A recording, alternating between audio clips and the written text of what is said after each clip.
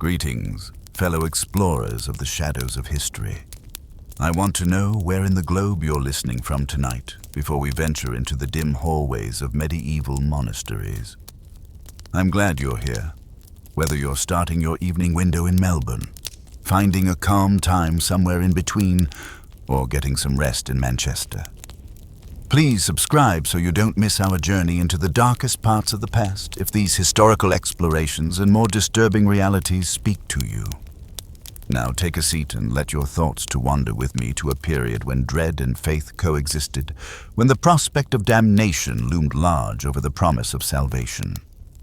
Imagine, if you will, the undulating hills of medieval Europe, adorned with magnificent stone abbeys calling the devout to prayer with their bells. With their lofty arches and illuminated texts, these hallowed locations symbolized the height of religious devotion. But in the quiet between prayers, behind their sacred walls, sinister things happened. We've all heard the idealized stories of medieval monasteries as centers of scholarship and altruism where devout monks cared for the ill and copied old books.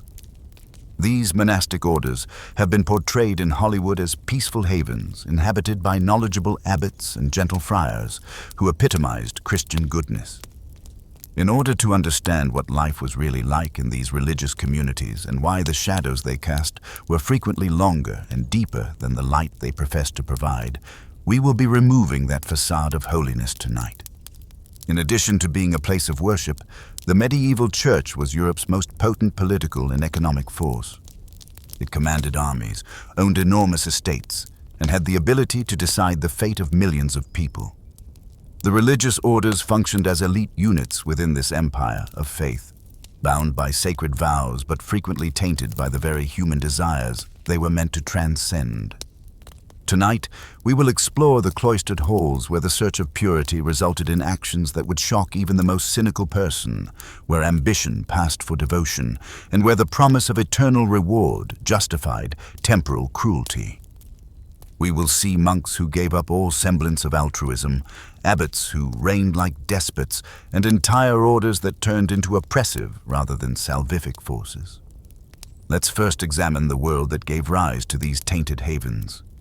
Death dogged every door in medieval Europe, where entire towns could be destroyed by famine and pestilence in a single season, and where the promise of paradise was the only way out of a life that was frequently cruelly brief and tumultuous. The church entered this terrible society with physical influence over the forces that frightened the common people, in addition to providing spiritual solace. From this furnace of faith and terror, the religious orders were born. Some, like the Benedictines, have roots in the early days of Christianity, when hermits retreated to the desert to avoid corruption in the outside world. Others, such as the Dominicans and Franciscans, emerged with promises of reform and rebirth in reaction to the social unrest of the High Middle Ages. However, many of these orders lost sight of their original principles as their riches and power increased, turning into tools of exploitation and domination.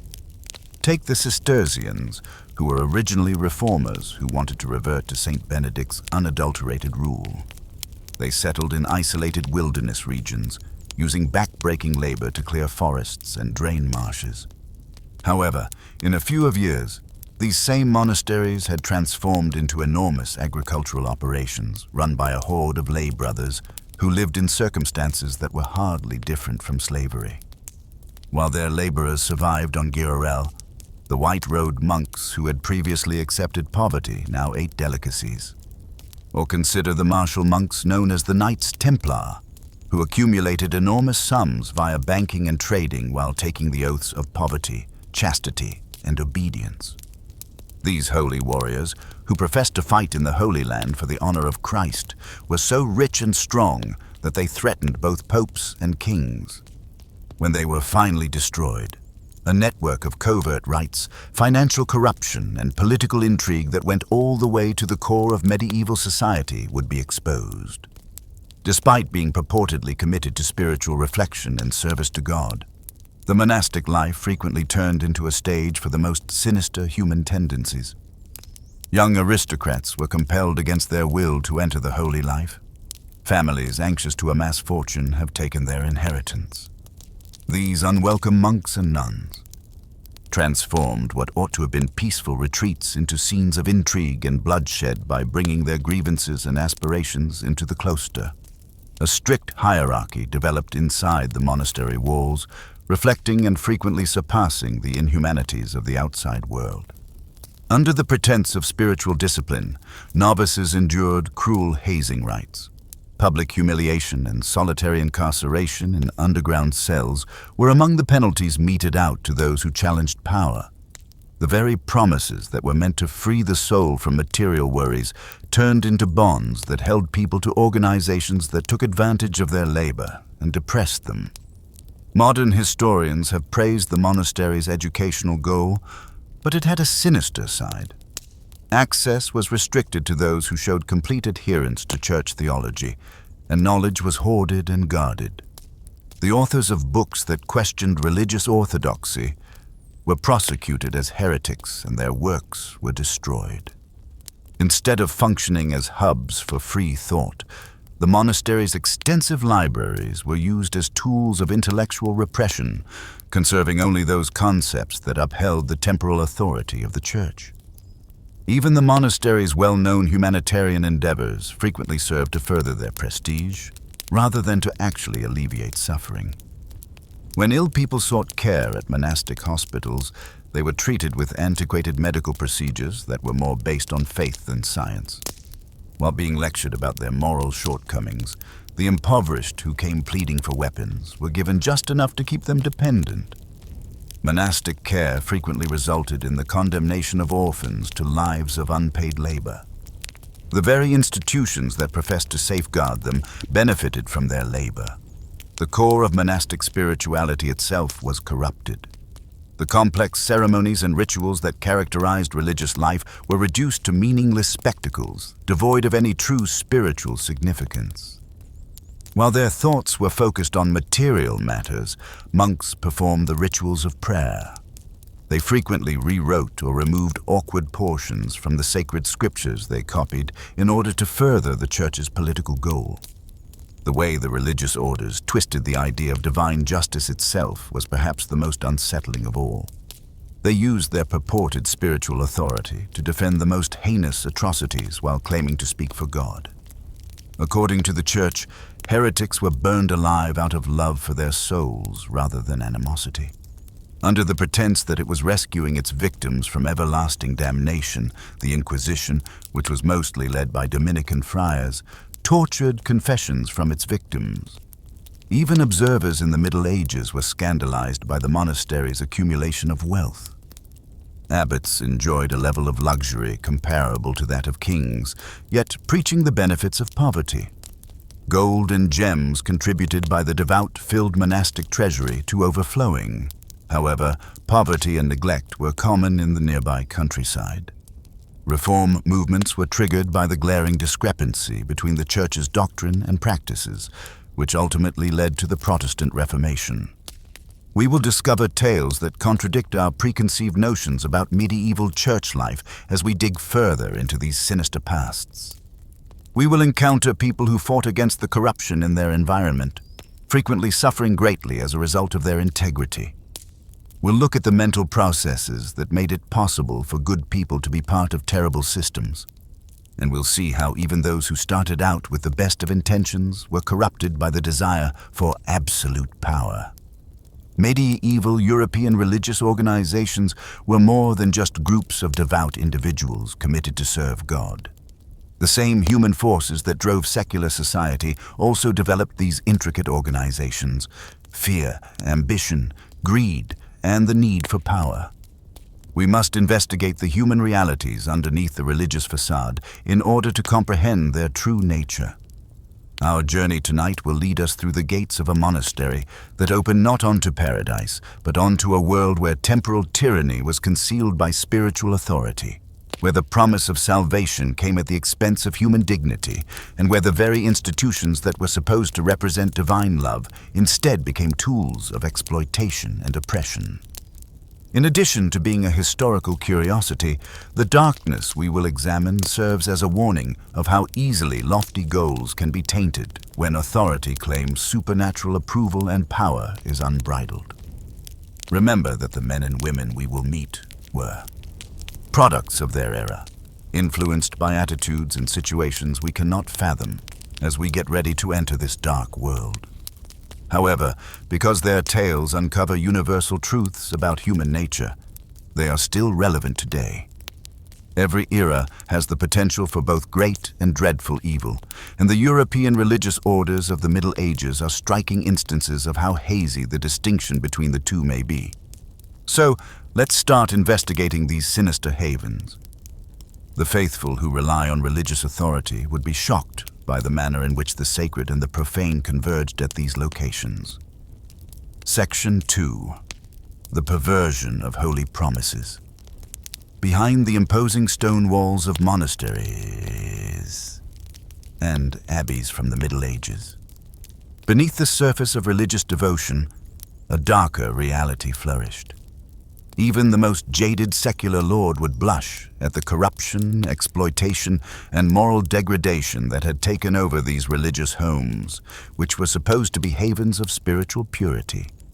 3 sacred vows, poverty, chastity, and obedience, formed the very cornerstones of monastic life.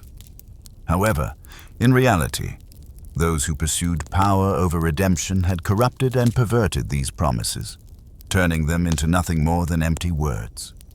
One could sense the irony. The most ambitious merchant or vicious knight would have been ashamed of the zeal with which men and women who seemed to have rejected the world had actually embraced its worst inclinations. Think about the purported poverty vow. Abbots lived in lavish splendor that rivaled royal courts, while peasants famined in the fields beyond the monastery gates. Their sheep survived on bread and water, and they ate imported wines and roasted peacock. While preaching the virtue of material detachment to the masses, the monks of Cluny and Saint Denis amassed enormous treasuries of gold, silver, and precious stones. They were able to finance their extravagant lifestyles by crushing tithes and gifts.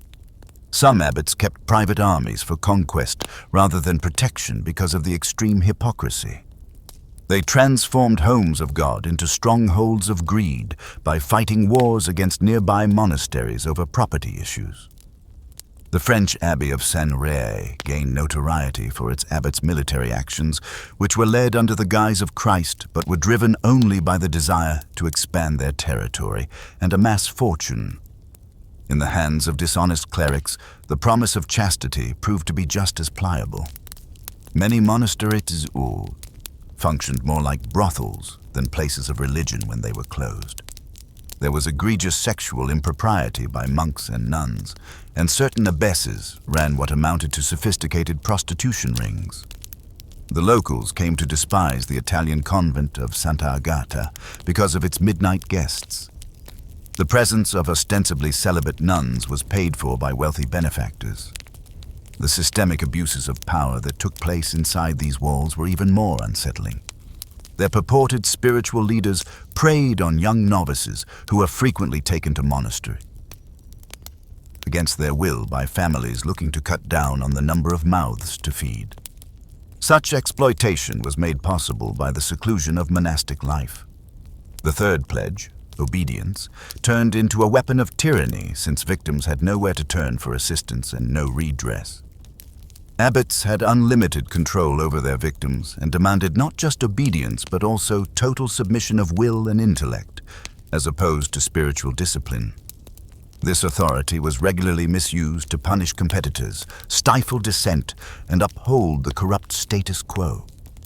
Speaking out against wrongdoing led to harsh penalties, solitary incarceration, or even unexplained disappearances for those who dared. The way these religious institutions used the idea of salvation itself for profit was perhaps the most startling. With the blatant efficiency of market traders, they offered indulgences for sale, promising shorter purgatory terms in exchange for the correct price. While the poor were forced to bear the full consequences of their misdeeds, the affluent could literally purchase their way into heaven. Perhaps the ultimate distortion of Christian teaching was this selling of divine favor. For society as a whole, the intellectual corruption was just as harmful. Instead of serving as hubs for education and enlightenment, monasteries turned into bastions of superstition and ignorance. In addition to burning library or bees and prosecuting academics who dared to challenge accepted theory, monks purposefully destroyed or concealed old writings that went against church theology. It is impossible to exaggerate how much classical knowledge was lost during this time. Numerous literary, scientific, and philosophical works were destroyed forever by religious fanaticism. There were two reasons for this willful concealment of information. It maintained the church's monopoly on information while keeping the populace in the dark and reliant. The general populace's literacy was deliberately hindered, guaranteeing their continued dependence on dishonest clergy to interpret the Bible and divine will. As a result, a society was unable to advance or challenge the oppressive systems, leaving it mired in intellectual darkness. This corruption had an economic consequence that went much beyond the boundaries of the monastery. In medieval Europe, religious organizations grew to become some of the biggest landowners, managing enormous estates that were largely occupied by enslaved peasants. These territories were frequently excluded from taxes, giving them an unfair edge against secular lords and denying kingdoms vital income. Monasteries' amassed wealth was essentially taken out of circulation and stored in treasuries that did nothing constructive for society. In the meantime, the population's actual spiritual demands were not satisfied. Corrupt clergy concentrated on increasing their temporal power and enriching themselves rather than offering solace to the afflicted and direction to the lost. Unless they could afford prayers and last rites, the sick and dying were left behind. Instead of being protected by Christian charity, orphans and widows were frequently used as cheap labor, or worse.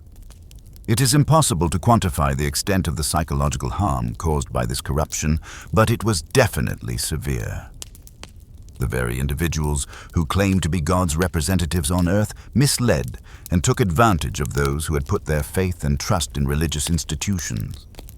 The spiritual underpinnings of medieval society would finally crumble as a result of the profound cynicism this betrayal of trust fostered. Some made an attempt at reform, but the powerful interests that profited from the corrupt system usually thwarted these initiatives. Reformers like Bernard of Clairvaux attempted to restore monastic life to its original ideals, but those who benefited from the status quo either appropriated or destroyed their initiatives.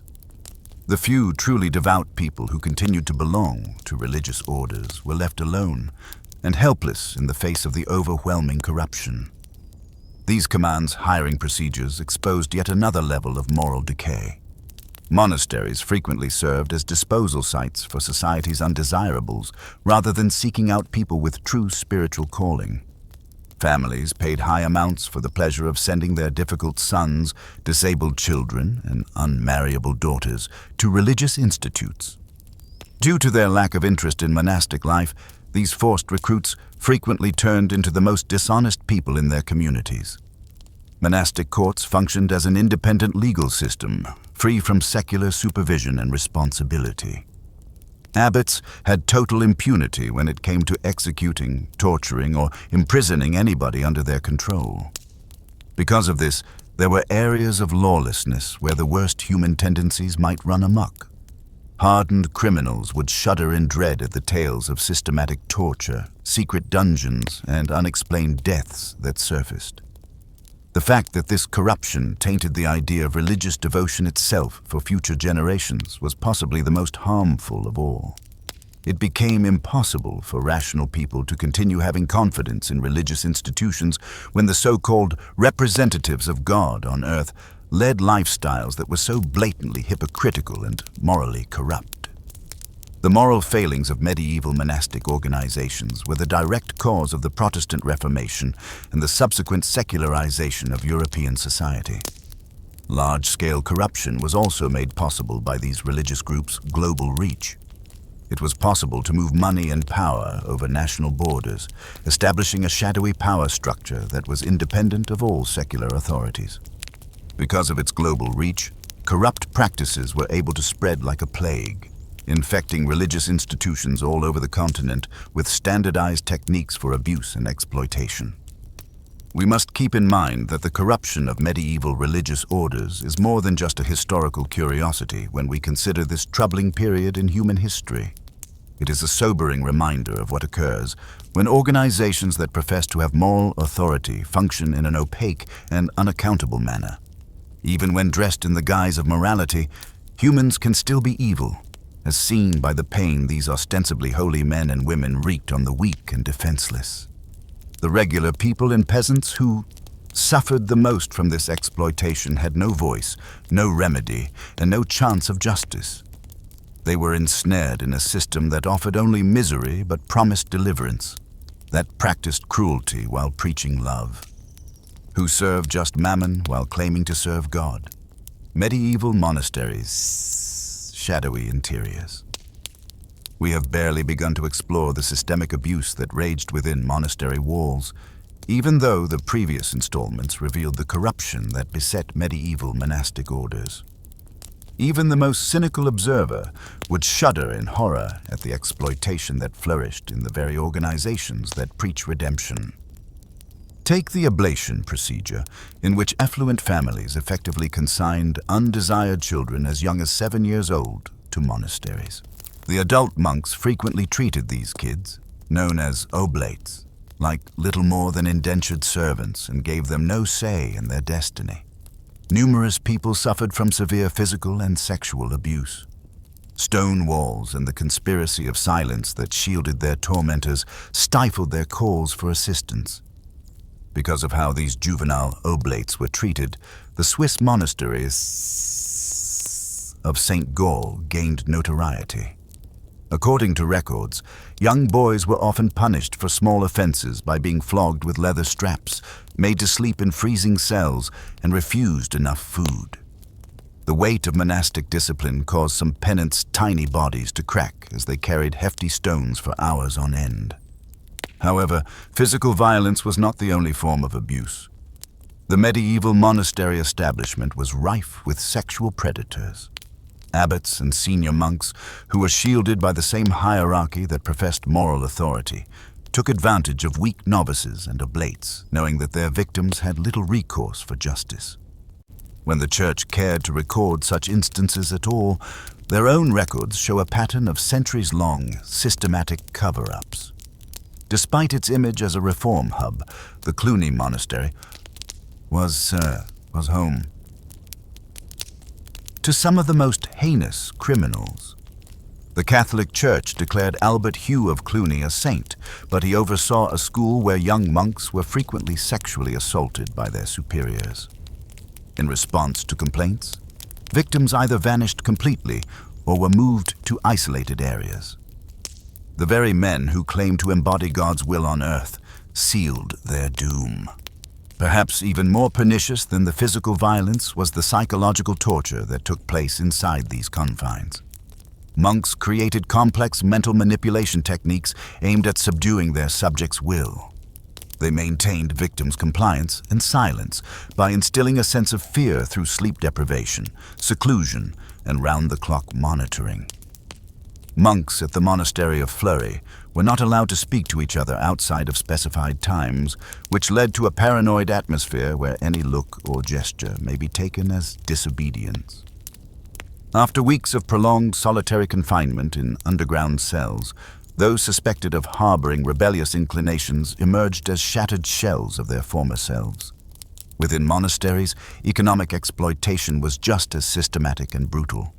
The common monks and lay brothers were made to work like slaves, producing enormous wealth that never flowed down to the people who created it, while abbots lived in luxury, savoring great wines and lavish feasts. Through the unpaid labor of hundreds of monks and lay servants who were promised heavenly rewards in exchange for their earthly suffering, the Cistercian order's headquarters, the Monasteros of Cito, amassed great riches. These workers frequently suffered from malnutrition and were overworked to the point of exhaustion. Their well-being was sacrificed for monastic financial gain. Many young people perished from illness and weariness. While their religious superiors continued to profit from their labor, their bodies were interred in unmarked graves. The very underpinnings of monastic study, which we have been told safeguarded information for future generations, were also corrupted. In actuality, monks frequently set fire to entire libraries in order to eradicate unpopular facts and literature that contradicted church orthodoxy. Works of classical philosophy and science that went against Christian doctrine were routinely destroyed by the Monte Cassino monastery, which was purportedly a center of scholarship. Monks created a false narrative that portrayed the church as humanity's savior, while concealing its oppressive role by rewriting historical events to exalt church leaders and demonize their adversaries. They changed religious texts to defend their own privilege and authority, created miracles to boost donations, and falsified records to back up land claims. Monastic medical procedures were frequently little more than cruel experiments on defenseless victims. Claiming to be healers, monks tested strange notions about illness and the human body by subjecting the sick and dying to horrifying treatments. Without any knowledge of anatomy or cleanliness, the monastic infirmaries were turned into torture dungeons where inmates were bled to death, poisoned with noxious mixtures, and operated on. Because they felt that suffering was an essential part of healing, monks at London's St. Inn Bartholomew Monastery frequently operated crudely on conscious patients. Claiming divine guidance for their methods, they used rusty tools to amputate limbs, red-hot irons to cauterize wounds, and mercury and other poisons as medication. Another level of systemic abuse was exposed by the way women were treated in and around monasteries. Male clergy frequently visited nuns' convents under the guise of spiritual counseling, taking advantage of them sexually. While some were confined in convents against their choice by families trying to avoid paying dowries, many were coerced into prostitution to earn money for dishonest abbesses. The treatment of young ladies who were effectively sold into religious servitude by their families brought notoriety to the Italian convent of San Pier Damiani.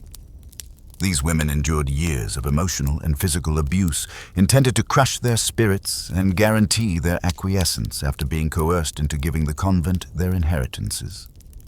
Additionally, women who had been raped or otherwise shamed in the eyes of society were dumped in female religious institutions. These victims endured ongoing humiliation and punishment for the crimes committed against them, forcing them to live as penitents. They were forced to sleep on stone floors, wear shirts with rough hair, and survive on bread and water, while their assailants received no repercussions at all. Equally detrimental was the monastery's contribution to the continuation of socio-economic inequality. Despite their claims to help the underprivileged, religious orders really served to uphold the very structures that led to poverty in the first place. They worked with aristocratic families to put down peasant rebellions, gave serfdom a religious rationale, and utilized their power to thwart any significant social change. The French monastery of Zélé turned into a stronghold of tyranny. Its monks and local rulers are collaborating to put an end to any potential peasant uprising. The monks proclaimed the peasants heretics and demanded military action to bring peace when they dared to seek equitable treatment. A massacre ensued, leaving hundreds of peasants dead and their families in poverty. The way these religious orders perverted the idea of spirituality itself was possibly the most harmful of all. They transformed religious rites into lucrative businesses that enriched the church while depriving the devout of their money, turning faith into a commodity to be bought and sold. A system of spiritual extortion that would last for centuries was established by the sale of indulgences, the charging of money for fundamental religious ceremonies, and the manipulation of believers' anxieties about the afterlife. Many of these unethical tactics were invented by the Cluny Monastery, which created complex methods to defraud Christians at every stage of life. They made sure that even the most fundamental human events were made profitable for the church by charging fees for marriages, funerals, baptisms, and confirmations. Service denials, or debt that would burden their families for decades, were imposed on those who were unable to pay. These directives used harsh and skilled psychological manipulation. They created complex mythology about purgatory and hell that could only be dispelled by substantial donations to the church, taking advantage of people's innate fear of dying and doubt about the hereafter. They offered prayers to bereaved families, persuading them that unless large sums of money were paid to guarantee their salvation, the souls of their dead loved ones would endure eternal agony. For ages, these customs suppressed social advancement and intellectual development by fostering a culture of superstition and fear. People were terrified to challenge church leadership or pursue knowledge beyond the strict parameters of accepted orthodoxy because they lived in continual fear of divine retribution. A community imprisoned in ignorance and obedience, unable to escape the bonds created by their purported spiritual leaders, was the end outcome. History is still marked by the residue of this systemic corruption, which serves as a reminder that when organizations asserting moral authority are allowed to flourish, they frequently become the most dangerous.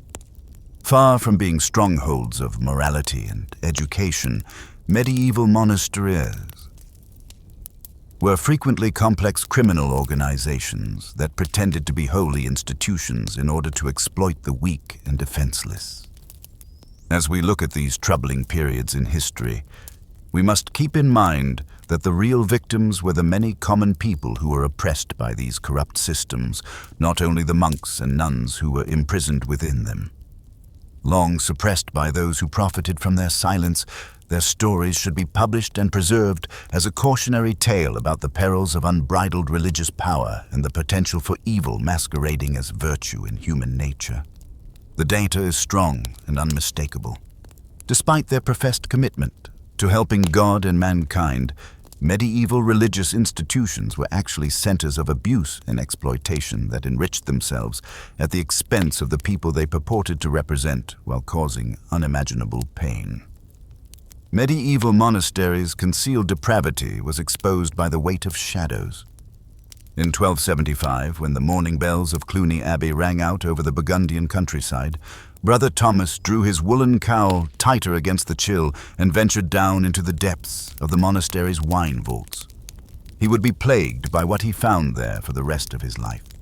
Chests brimming with gold coins emblazoned with the seals of kings and merchants, barrels upon barrels of the greatest vintages, and silks from Constantinople concealed under rough sacking. This was neither the humility that Saint Benedict advocated nor the poverty that Christ had commanded. Beneath the holy vows of medieval religious orders, this was the grim reality that festered. Monks and nuns were expected to dedicate their lives to prayer, study, and service to God in the monasteries. In convents that dot Europe, these establishments were meant to be centers of scholarship and charity, as well as beacons of spiritual purity.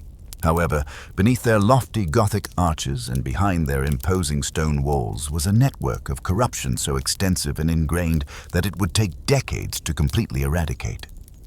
Even the organizations that propagated poverty had luxurious lifestyles. Chaste people kept mistresses and concubines. Large estates tended by slaves and serfs were ruled like small tyrants by those who pledged fealty. The corruption started at the highest level. The appointment of abbots and abuses, who were purportedly selected for their spiritual insight and dedication, was typically based on their noble ancestry or their capacity to enrich their households with money and political ties. These ecclesiastical lords had servant retinues that were on par with secular nobility, lived in opulent homes, and indulged in exotic cuisine. The abbots of the Abbey of Saint Denis, which is close to Paris, were infamous for living more like kings than monks and throwing extravagant feasts with free wine and distinctly secular entertainment. By arguing that beautiful things raise the soul to God, Abbot Suger of Sanden, who rebuilt his abbey church in the groundbreaking Gothic style, rationalized his love of luxury. However, detractors muttered that his real drive was conceit and a desire to equal king's splendor. Even more outrageous were the excesses of his successor, Albert Odo of Duyel, who kept a private menagerie of exotic animals and commissioned illuminated manuscripts for their aesthetic value rather than their spiritual significance. The money used to finance these indulgences came from a variety of dubious sources. Large estates under the ownership of monasteries were tended by peasants who owed them labor and a share of their harvests. These religious landlords frequently demanded ever higher rents and services with little in return, making them harsher tyrants than their secular counterparts. Living comfortably behind the walls of their abbey, the monks of Bury St. Edmunds were especially well known for their repression of the local peasantry, collecting high taxes and fines. The monastic system was rife with simony, or the buying and selling of church positions. Rich families would buy jobs for their younger sons, transforming abbeys into inherited fields, where material wealth was far more important than spiritual credentials. For many generations, the same aristocratic family ruled over the Abbey of Farfa in Italy. Each abbot passed the throne to a nephew or cousin, who treated the monastery's extensive property as their own. Another profitable source of income was the sale of indulgences. With monks and friars traveling from town to town offering salvation to anyone willing to pay the price, these purported pardons for sins were marketed like ordinary goods. Even medieval sensibilities were scandalized by this crude commercialization of heavenly mercy. However, the practice persisted because it was just too lucrative to stop. The systematic breach of the vow of virginity was perhaps the most appalling of all. Although celibacy was meant to release religious men and women from material connections so they might fully concentrate on their spiritual responsibilities, the truth was very different. Some bishops even taxed priests for maintaining these relationships because they were so widespread, viewing sexual transgression as a source of income rather than a sin that needed to be eradicated. Sexual scandals afflicted the renowned monastery of Cluny, which at one point ruled over 1,000 monastic institutions. Throughout Europe, it was found that monks and women shared quarters that were meant to be completely segregated. Some even fathered children and disguised their illicit children as wards or nephews. Due to sexual immorality, the Abbey of St. Gall in Switzerland had to dismiss scores of monks. However, a number of scandals involving the sexual exploitation of novices and pilgrims damaged the reputation of the Benedictine house at Monte Cassino, which is considered to be the birthplace of Western monasticism. Maintaining their vows was considerably more difficult for female religious communities. Convents were frequently populated by women without a true religious calling and utilized as disposal sites for the unmarried daughters of aristocratic families. These reluctant nuns frequently broke their vows because they were frustrated by the demands of monastic life. Rich men could buy the favors of aristocratic nuns at the Sant'Angelo Monastery in Milan, which gained notoriety as a brothel in religious garb. Upon their eventual intervention, church investigators found a sophisticated system of coercion and bribery that had transformed the hallowed area into a haven of depravity. Monasteries' once greatest accomplishment, their educational goal, was also tainted by secular issues. When secular culture collapsed by the high Middle Centuries, many religious institutions had abandoned serious scholarship in favor of more lucrative endeavors. But monks had preserved classical learning during the Dark Ages by transcribing ancient manuscripts and preserving libraries. Since it was more profitable for monks to trade or rent out their properties than to spend lengthy hours copying texts, the scriptorum at many monasteries became obsolete. Even worse, some monks deliberately stifled knowledge that could jeopardize their wealth or power. Roger Bacon was imprisoned for years by his own order when he, as a Franciscan friar and pioneering scientist, created new methods of inquiry that went against conventional wisdom. It was alleged that the Abbey of Reicau sold valuable manuscripts to merchants who used the parchment to wrap products, and that the Abbey of San Lorenzo in Florence purposefully destroyed ancient Greek works that went against Christian dogma. There was corruption even in the act of worship itself.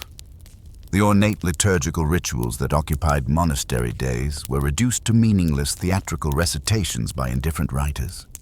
Monks would mumble Latin syllables they hardly knew as they hurried through their prayers to get them done. While they took care of more secular matters, some employed others to fulfill their religious obligations. Instead of being a delight to be embraced, the divine vocation that was meant to sanctify every hour of the day became into a hardship to be borne. Monastic avarice corrupted even generosity, which is the foundation of Christian virtue. Even though monasteries, keys, provided food for the underprivileged and maintained hospitals, these altruistic endeavors were frequently exploited as fronts for less honorable pursuits. Food intended for the destitute was diverted to the monks' own tables at Westminster Abbey's weapons house, while the Hospital of the Holy Spirit in Rome was found to be selling the bodies of deceased patients to anatomists. The extent of medieval monasteries' depravity is evident in their very architecture.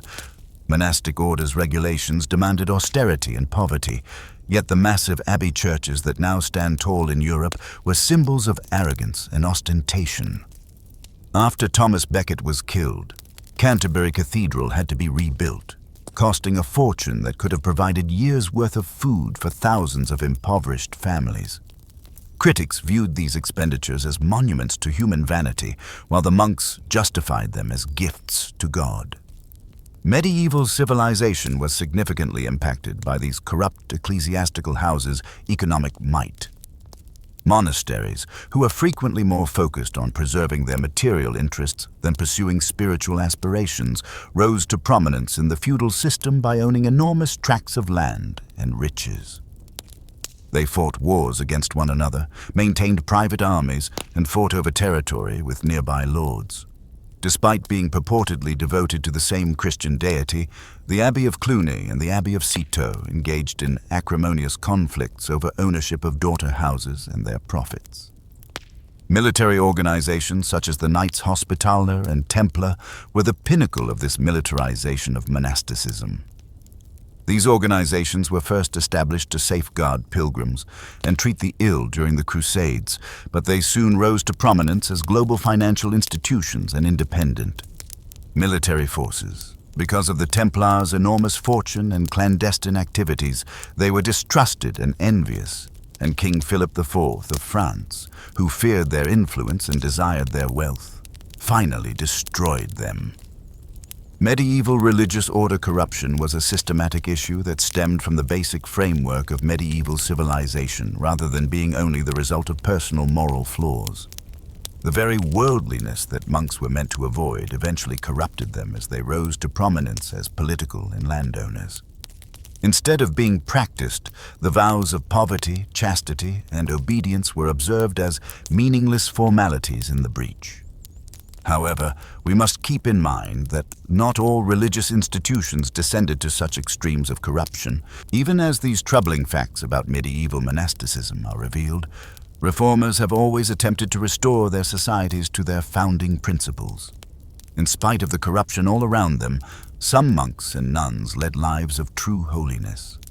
While leaders like Saint Bernard of Clairvaux preached against the excesses of their time, the 12th century Cistercian reform movement sought to restore monastic simplicity.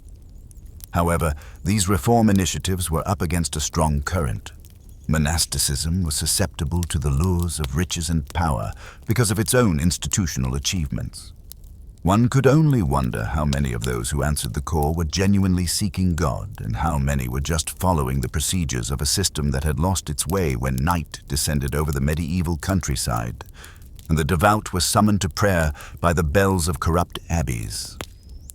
From Cluny's wine vendors to the Templars' counting offices, from the brothels masquerading as convents to the scriptorums where antiquated knowledge was offered for sale for silver, the shadows that hung above medieval monastery were long and black. These were organizations that had lost their mission, societies that had become disoriented, and individuals who had exchanged everlasting benefits for fleeting joys. The everlasting human battle between the sacred and the profane, between the call to transcendence and the draw of earthly corruption, is reflected in their rise and fall. These shadows continue to hang on us now, serving as a reminder that even the holiest establishments can be corrupted by wealth and power.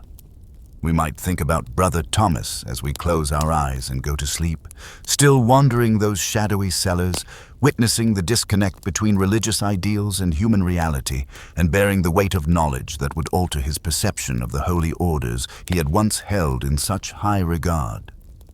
Let us look at the very organization that promised salvation, but frequently provided something far more evil, as night falls on the country and the last of the embers die in peasant hearths.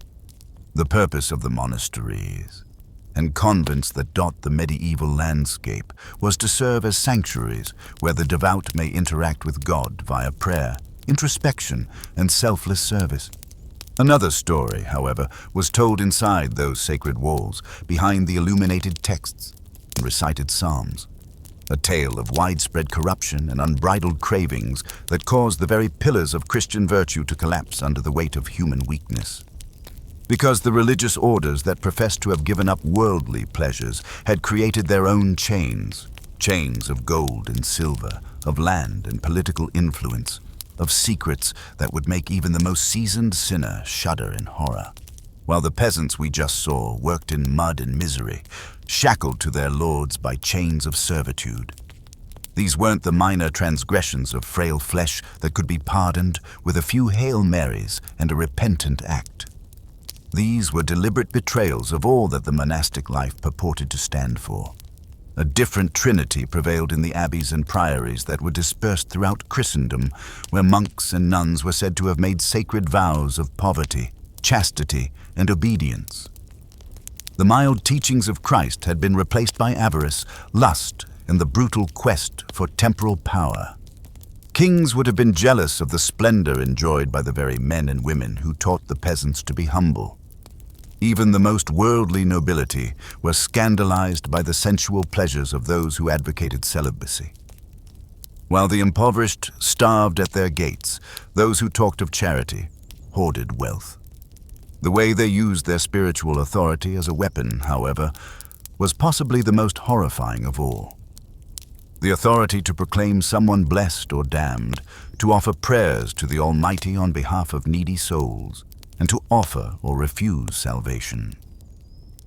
This most important duty, this holy trust, was reduced to a mere instrument of control, extortion, and manipulation. The church that professed to be Christ's bride had evolved into something much worse, a predator that preyed on the hopelessness and faith of the defenseless. Instead, we discover the meticulous documenting of money transactions, the recording of bribes, and the deletion of unpleasant truths within the scriptorum, where patient scribes were supposed to copy sacred writings for the benefit of future generations. Libraries that ought to have held the knowledge of the ages were instead filled with the banal chronicles of decay on earth, rather than the ethereal mysteries of divine contact. Books of accounts that describe the sale of salvation, ledgers that track the absolution cost. Correspondents set up the trade of material riches for spiritual favors. What the monasteries had become was not what their founders had envisioned. They were no longer religious societies that sought to become closer to God by avoiding material worries. Rather, they had transformed into corporate entities, huge commercial ventures that just so happened to disguise their profit margins in religious terms. With its focus on community living and simplicity, St. Benedict's rule has been corrupted into a charter for excess and exploitation. Think of Cluny's Big Abbey in France. At the height of the Middle Ages, the Benedictine order, once its crown jewel, controlled hundreds of subsidiary monasteries throughout Europe and possessed wealth comparable to those of monarchs. While his monks got fat on the labor of peasants who thought their tithes were buying them a place in paradise, the abbot of Cluny lived in accommodations that would shame a palace and dined on delicacies brought from all across the known world. Families made frantic donations to the abbey's churches in the hopes of buying the salvation of departed loved ones, and the churches gleamed with gold and valuable stones. However, material luxury was just the start. In the cloisters, where contemplation and quiet ought to have been paramount, a different form of communion was occurring. The sacred commitment to maintain physical and spiritual purity, known as the vow of celibacy, had devolved into a mere formality that could be creatively evaded. Children born to monks' mistresses in neighboring villages would never be aware of their real fathers. Even the most debauched courtiers would have been scandalized by the liaisons the nuns engaged in, their practices of hiding pregnancy that resulted in secret agreements with midwives. While sexual misconduct was shocking enough, the corruption went well beyond that. Abbots and abuses plotted with kings and moles, exchanging spiritual influence for earthly power, and these religious communities had developed into hubs of political intrigue. They set up strategic marriages, rigged papal elections, and even incited wars when it suited them. Instead of renunciating the world, the men and women had transformed into puppet masters, manipulating strings from behind the veil of religious authority. The way they preyed on the weakest people in society was the most unsettling of all. Young children who were given to monasteries by impoverished parents who were unable to provide for them ended up ensnared in establishments that showed no concern for their spiritual well-being. These so-called oblates were abused in ways that went against every Christian compassion precept. As a necessary discipline for the salvation of young souls, physical violence was commonplace. However, there were even more sinister offenses. Such heinous deeds were meticulously concealed behind walls of complicity and quiet. In order to provide for the comfort of their superiors, novices and younger members of the monastic communities worked as unpaid laborers rather than as spiritual apprentices, creating their own internal economies of exploitation. Instead of serving as models of humble service, the abbots and priors ruled like feudal lords, expecting complete loyalty from their subjects despite having no earthly authority of their own. Since they professed to speak for God, who would dare to disagree with the Almighty's voice? This corruption was not limited to a small number of dishonest people or a few unscrupulous organizations. It was a systematic issue, ingrained in the ecclesiastical life of the Middle Ages. From local priests to Rome's cardinals, the church hierarchy participated in the upkeep of this system of spiritual extortion. They actively participated in the purchase and sale of ecclesiastical positions, accepted payments to disregard concerns, and turned a blind eye to blatant abuses. The buying of religious offices, or simony, had become so widespread that it was hardly noticed. Perhaps the most egregious instance of this monetization of salvation was the sale of indulgences. These documents, which purportedly reduced time in purgatory or granted forgiveness of sins, were sold like any other goods. Traveling salespeople carrying cartloads of spiritual pardons for sale would arrive in cities and villages with the authority of Rome. They said that any sin might be pardoned for the correct payment. Any departed family member might be released from the agonies of the afterlife. Because they thought they were getting God's favor, which was more valuable than gold, the desperate and the credulous dumped their purses. However, the religious orders exploited people's faith and fear even more. They produced relics asserting that common bones belonged to saints, that pieces of wood were taken from the real cross, and that bits of cloth had come into contact with the Virgin Mary's clothing. Then, these fake artifacts were used to draw pilgrims who would spend their entire life savings and travel hundreds of miles to revere what they considered to be sacred items. The gifts of the faithful made the monks that kept these phony relics rich, and they constructed ever more ornate shrines to showcase their phony treasures. Once a sincere effort to convey and preserve knowledge, the monastery's educational goal had also been tainted. Their monopoly on literacy and learning allowed them to keep their control over an uneducated public by hoarding information rather than teaching freely and openly. To make sure that only the writings that upheld their authority survived, they closely monitored which texts were copied and kept. Under centuries of institutional orthodoxy, dissenting voices were muffled, their works erased, and their thoughts buried. Even the most basic Christian obligation to practice charity had been corrupted into a means of manipulation and control. In fact, The monasteries would provide food and medical care to the underprivileged, but only under strict conditions. Monastic charity recipients were supposed to spread the news about the religious community's generosity, accept whatever treatment they got without protest, and demonstrate appropriate deference. Those who voiced doubts or criticism were denied aid, and they were left to starve or perish as role models for others. These religious organizations' corruption was evident in their very design. The massive monasteries,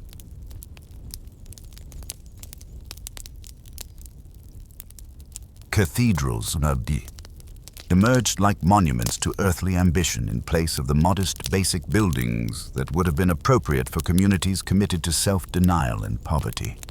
Their towers rose towards heaven in a haughty display of might rather than in a spirit of pleading. Their walls surrounded hubs of worldly influence rather than places of worship. Instead of spiritual wealth, their treasuries were brimming with money and silver that had been stolen from the devout. Instead, we see tribunals where dissent was suppressed and conformity was enforced by fear and intimidation within the chapter houses, where monastic communities were meant to congregate for spiritual conversation and mutual correction. Those brothers and sisters who ventured to question the increasing corruption in their communities were charged of heresy and put through fake trials. They were persecuted by the very individuals who ought to have been their spiritual family, who used the power of religion to suppress anyone who dared to challenge their cozy arrangements. Originally designed to provide lodging for pilgrims and tourists, the guest houses become hubs for political intrigue and espionage. They kept a close eye on the visitors, recorded their chats, and evaluated their loyalty. The biggest bidder, be it a monarch or a rebel, a pope or an anti-pope, purchased the information obtained from these purportedly neutral sanctuaries. Communities that owed their initial allegiance to their own temporal interests rather than to God betrayed the ancient tradition of sanctuary, which held that religious structures would provide protection to those in need. Most regrettably, in many communities, the spiritual life that was meant to be at the center of monastic life had completely died out. Men and women whose thoughts were preoccupied with material matters reduced the hours of prayer to ceremonial recitations, murmured mindlessly. They used the time they should have spent in meditation and contemplation to plan their next political move or commercial endeavor, instead of bringing them closer to the divine. Pursuits that any secular businessman or nobleman would have coveted have replaced the very goal for which these communities had been established, the pursuit of holiness and connection with God. Even the most revered facets of religious life were corrupted. The core mystery of the Christian faith, the Mass, became a commodity that could be purchased and sold. To be spoken for their souls or the souls of their relatives, wealthy donors would pay for hundreds or thousands of Masses. And the monasteries would follow through by holding perfunctory rituals that fulfilled the contract's formal requirements while utterly disregarding its spiritual purpose. Priests turned the most serious rites of their faith into assembly line productions intended to maximize profit by rushing through several Masses in a single day, babbling the sacred words without meaning or reverence. Instead of providing sinners with spiritual instruction and forgiveness, the confessional, a hallowed place, became a source of information and a tool for extortion. Priests and monks who listened to the confessions of influential people would keep in mind what they had heard and use it to further their own or their organization's goals. When it suited their interests, the clergy frequently broke the seal of confession, one of their most sacred duties.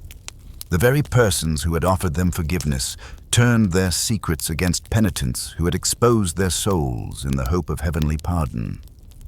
Those who could have profited most from the contents of the monastic libraries, those stores of wisdom and information that ought to have been riches for all of humanity, were purposefully excluded.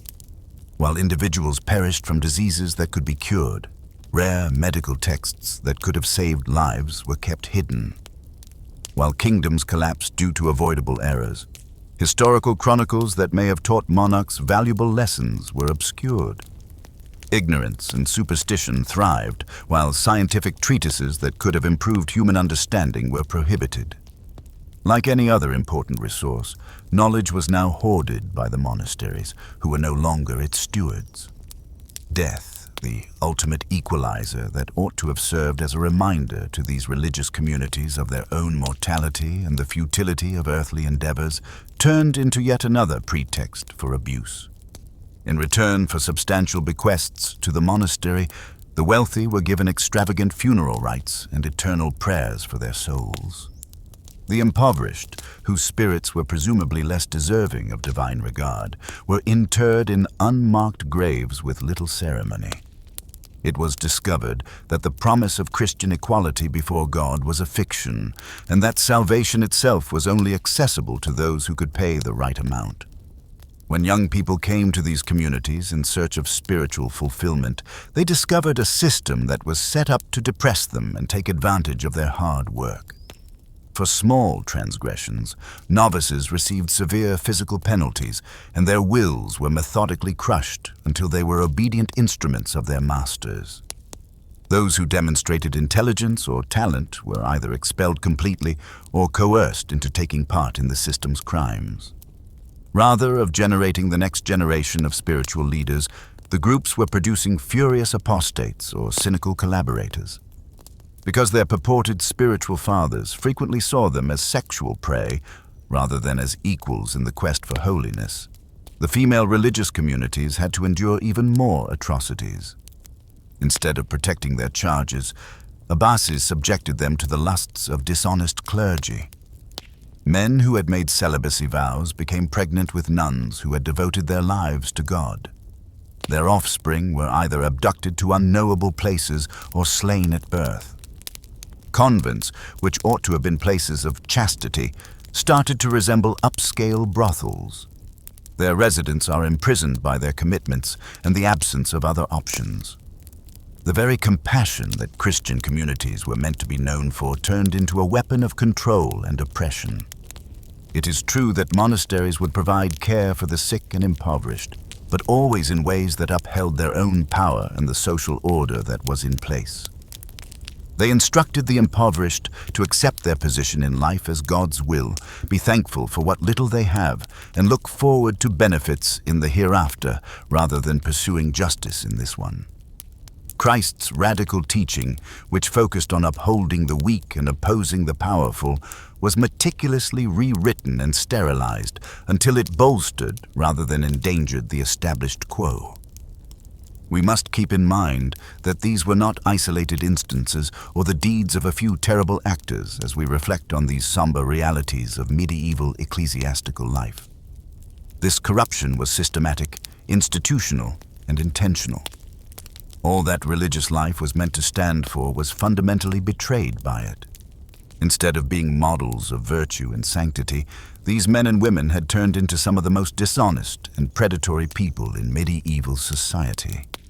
The impact this corruption had on the sincere religion of common people, however, was arguably its most sad feature. The very institutions that the peasants and townspeople trusted most, the church, abandoned them when they looked to it for moral leadership and spiritual guidance. They took advantage of their genuine devotion. Their confidence was returned with deceit and abuse, and their fervent hope for salvation was turned into a commodity. In addition to being a failure of personal ethics, the corruption of the holy orders signified the systematic dismantling of the spiritual underpinnings of medieval civilization. This corruption's legacy would reverberate throughout the centuries, eroding trust in religious organizations and fueling the massive upheavals that would ultimately transform European society. Watered by the cries of the exploited faithful and fertilized by the accumulated grievances of centuries who had been deceived by those who claimed to speak for God, the Protestant Reformation's seeds were sown in the fields of monastic corruption. We then find ourselves wondering what kind of prayers are actually being delivered in those chapels lighted by candles as the bells of Compline ring out across the darkening landscape, beckoning the religious groups to their last prayers of the day. Are they sincere displays of devotion and faith? Or are they just another meaningless ritual carried out by people whose souls have been perverted by power and whose hearts have been hardened by greed? The perverse realm of medieval religious orders is far more complex than most people would like to think. Even though we have revealed the corruption that existed within the walls of monasteries, the darkness's tendrils have spread throughout society, suffocating many who sought true spiritual solace. You see, the most terrible kinds of exploitation had found a home inside the fundamental underpinnings of monastic life. In essence, desperate or aspirational families sold younger blates, children as young as 7 years old, into these facilities. Depraved abbots and senior monks turned these helpless souls into playthings, seeing their positions as licenses for horrible violence rather than as sacred trusts. The corruption was ruthless, methodical, and systemic. In order to ensure that their crimes were concealed from the public, monasteries established complex networks for the trafficking of these children between institutions. The unimaginable is hinted at in documents from the era in which they survive. Records describe quiet payments given to families who ventured to ask too many questions, of novices who inexplicably vanished during the night, and of extraordinary penalties given behind closed doors. However, the physical mistreatment was just the start. Psychological torture was refined into an art form by these religious orders.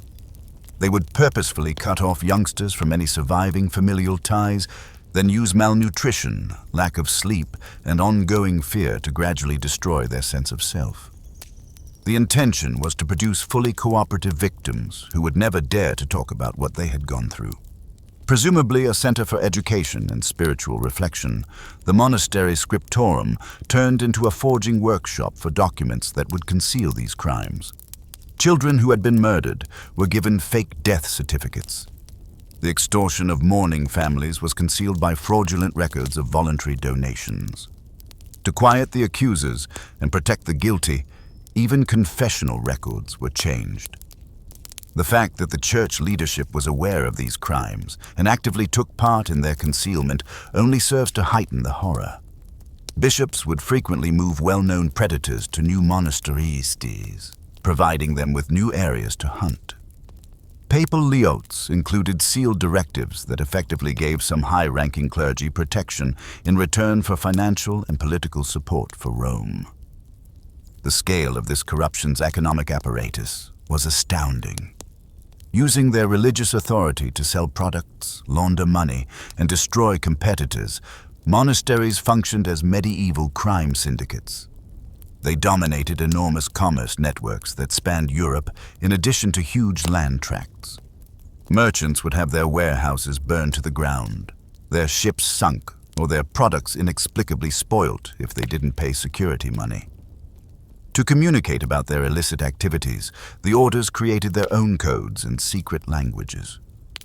Claiming to be religious conversations, these coded messages orchestrated everything from the removal of witnesses to the transportation of stolen goods.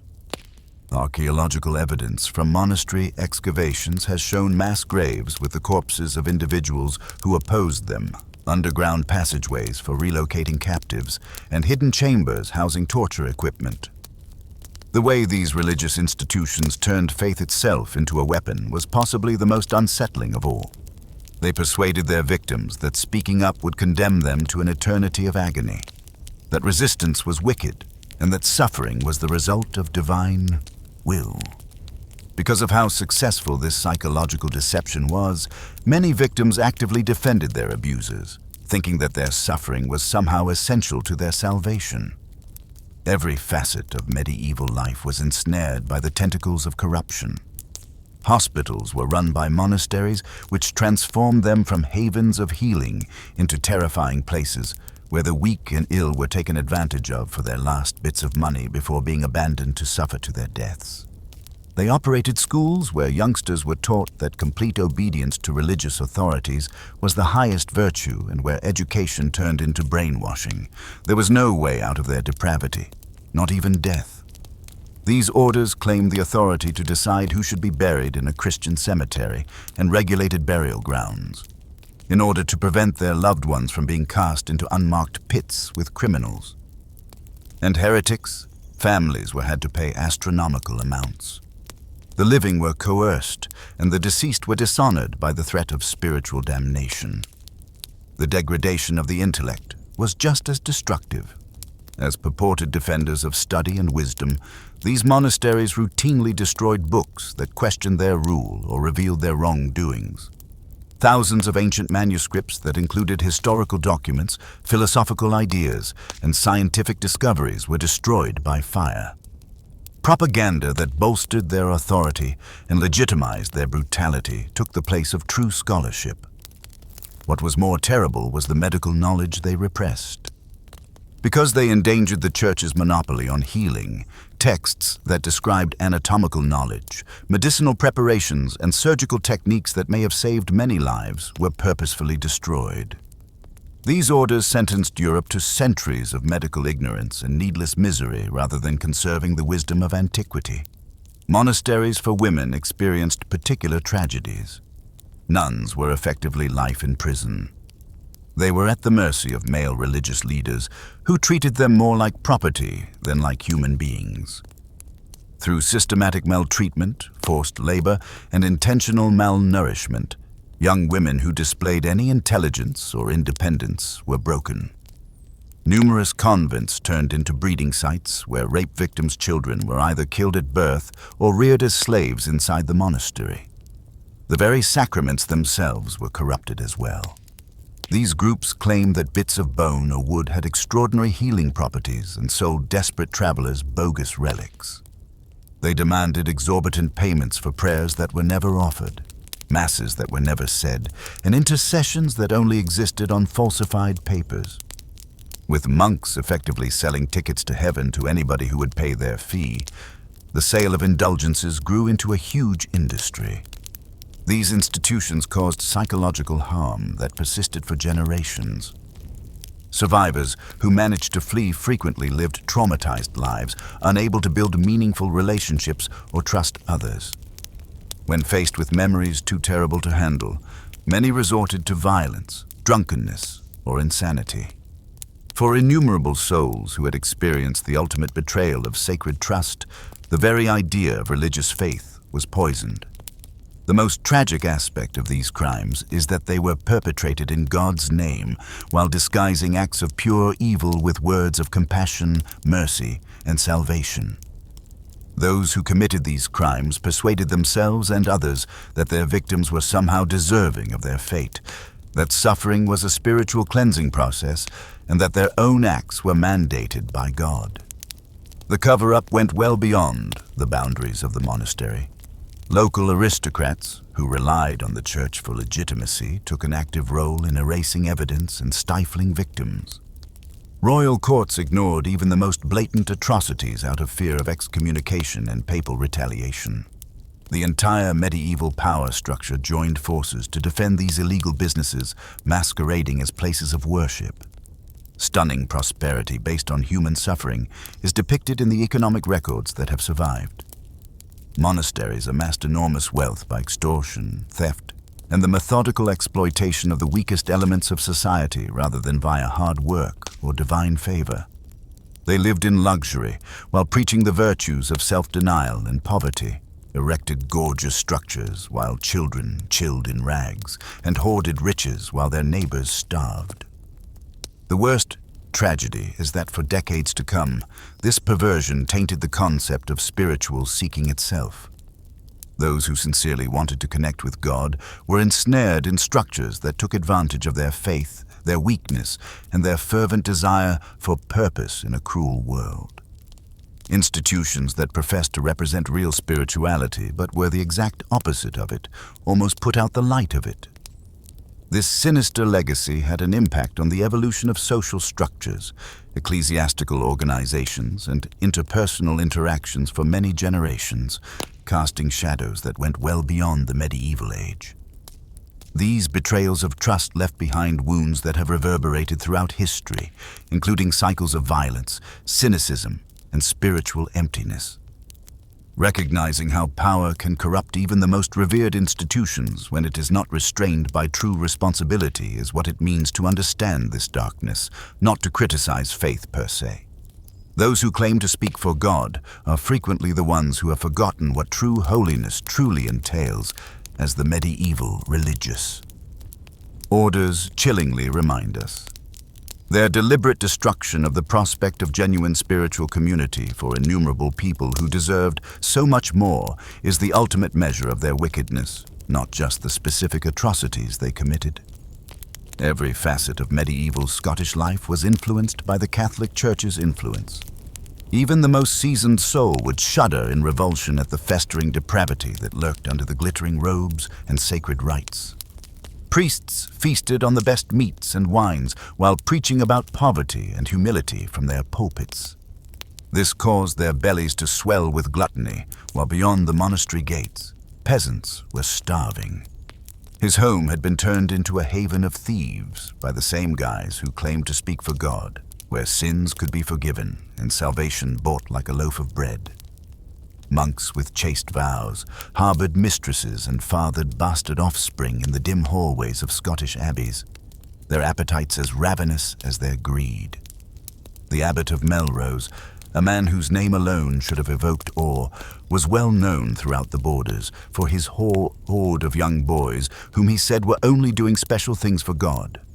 Threats of excommunication and eternal damnation quickly buried any complaints that surfaced. The most vulnerable souls were thrown straight into the hands of those who would devour them, turning the church into a predator's paradise. As easily as they dealt in pardon, these holy men dealt in flesh. While the poor were destined to suffer forever, the affluent might buy their way into heaven through the selling of indulgences, which turned into a monstrous bazaar. By selling papal pardons like a market vendor, Bishop William Sinclair of Untold amassed riches that would have made kingdoms jealous. Funded by the desperate pennies of people seeking salvation, he constructed a home for himself that rivaled any noble's fortress, complete with silk tapestries imported from the Holy Land and chalices glittering with gold. The actual monasteries had devolved into little more than ornate brothels masquerading as places of religion. The prior of St. Andrew's was notorious for throwing lavish feasts with roasted peacocks and copious amounts of wine. Plague victims perished on the streets outside the gates. Christ's message of love and compassion was turned into a tool of exploitation and oppression by these so-called men of God who had forgotten the same principles they professed to support. The ceremonial activities that took place behind closed doors were even more unsettling.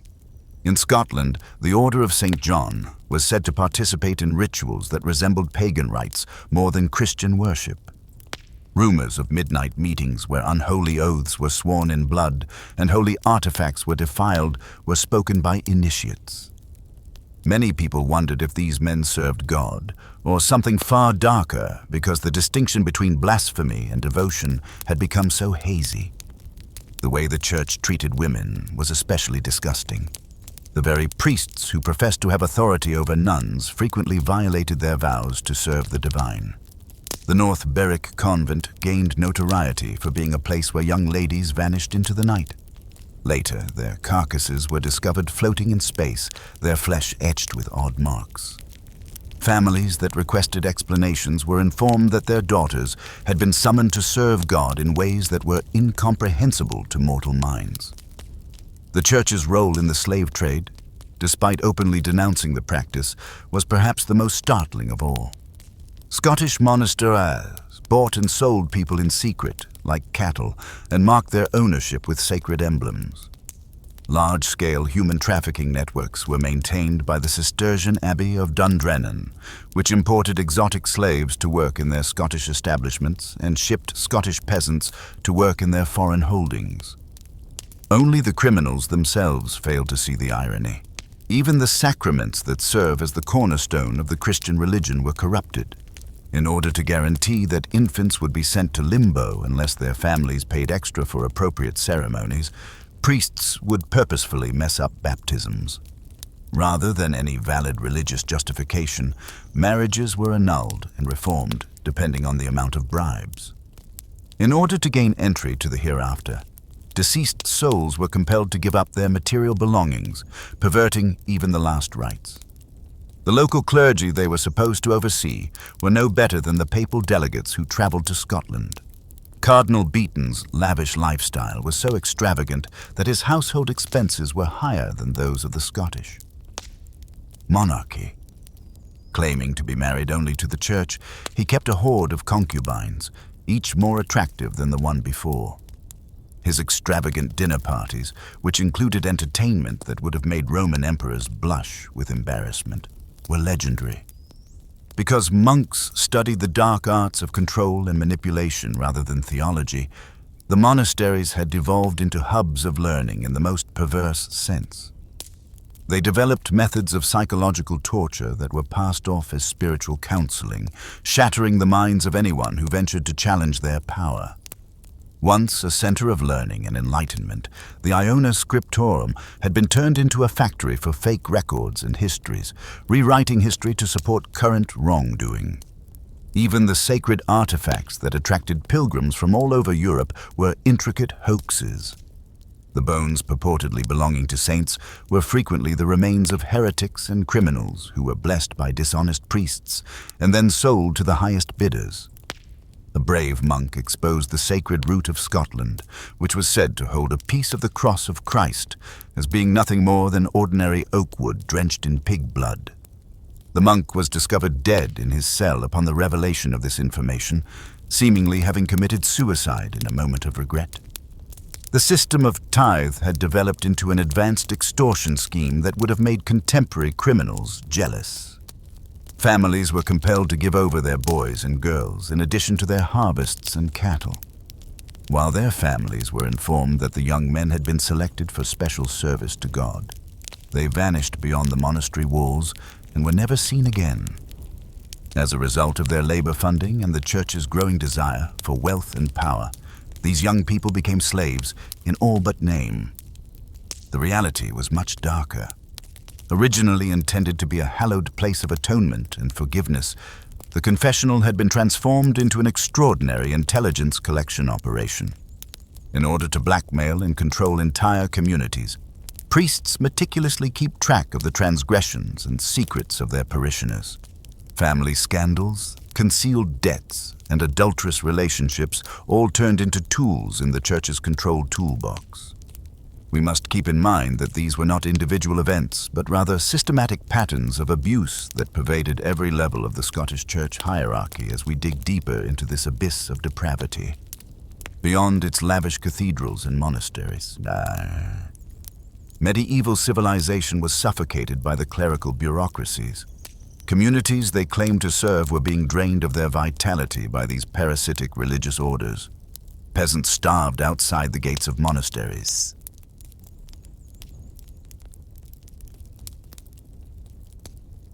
Nuns, but their abbots lived like kings and feasted on luxuries as they made vows of poverty.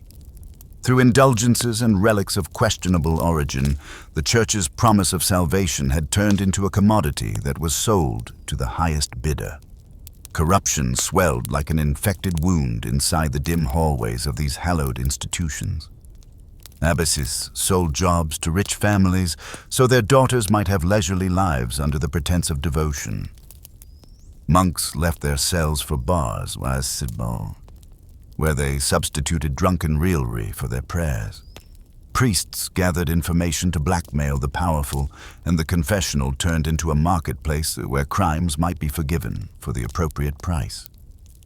Instead than serving as moral compass points, these holy men and women prayed for the weak and in need. Presumably stores of divine knowledge, the monastic libraries were deliberately selected to stifle any ideas that would challenge church authority. Texts that challenged orthodox dogma or contained scientific discoveries were either hidden away or destroyed completely. Not only did the church dictate what individuals thought, but it also dictated what they were permitted to know. While the clergy accumulated knowledge like dragons protecting gold, this intellectual despotism kept society mired in ignorance. The church's systemic exploitation of children was possibly the most upsetting. As unpaid laborers, orphans sent to monasteries were frequently made to work in hazardous conditions while being exhorted to be thankful for the church's generosity. Those who profess to worship a loving God break the spirits of young novices by punishing them with severe corporal punishment for even the smallest transgressions. The church produced a generation of traumatized souls who would live with these wounds for the rest of their lives because it practiced cruelty while preaching kindness. As soon as they were made, the holy promises that characterized religious life were broken into meaningless gestures. In order to avoid scandal, celibate priests had children with country women and then left them behind.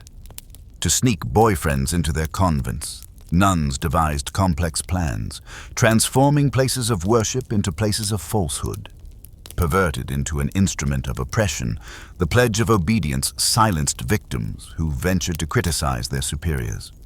These were systemic breakdowns rather than isolated instances that exposed the decaying foundation beneath the gilded facade of the church. Through deception and manipulation, religious groups amassed enormous estates, leading to economic exploitation of startling proportions. They would target dying lords and put pressure on them to give up their lands in order to ensure the redemption of their souls.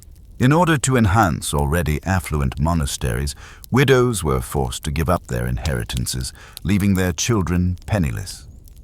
In medieval Europe, the church rose to become one of the biggest landowners, not by divine favor, but by calculating greed and manipulating emotions. Numerous laborers' suffering was frequently used to finance the construction of ostensibly magnificent cathedrals that served as memorials to God's majesty. While constructing palaces for bishops, peasants were compelled to provide labor and materials they could not afford, while they watched their own homes fall apart. In order to increase profits, master builders took shortcuts and used subpar materials, which could result in fatal collapses. These architectural wonders were constructed on a foundation of human suffering and exploitation. Manuscripts were copied and illuminated at monastery scriptoriums, which functioned similarly to medieval sweatshops. Scribes were compensated meagerly for their specialized labor, crouched over tables that harmed their spines, and worked in dim lighting that affected their eyesight. The monasteries benefited greatly from the sale of their exquisite books, but the authors themselves lived in poverty. Because of the harmful inks and colors they employed on a regular basis, many scribes experienced severe health issues. However, their suffering was seen as an essential sacrifice for the greater glory of the church. Even the church's altruistic endeavors were corrupted by hidden agendas. Religious order-run hospitals frequently provide poor quality treatment because they saw their patients more as conversion prospects than as fellow humans in need of sympathy. Instead of using medical expertise, the sick were brutally treated according to religious dogma. Those who opposed these methods or looked for other therapies were labeled heretics and faced excommunication or worse. The pilgrimage roads that traversed Europe turned into exploitative highways.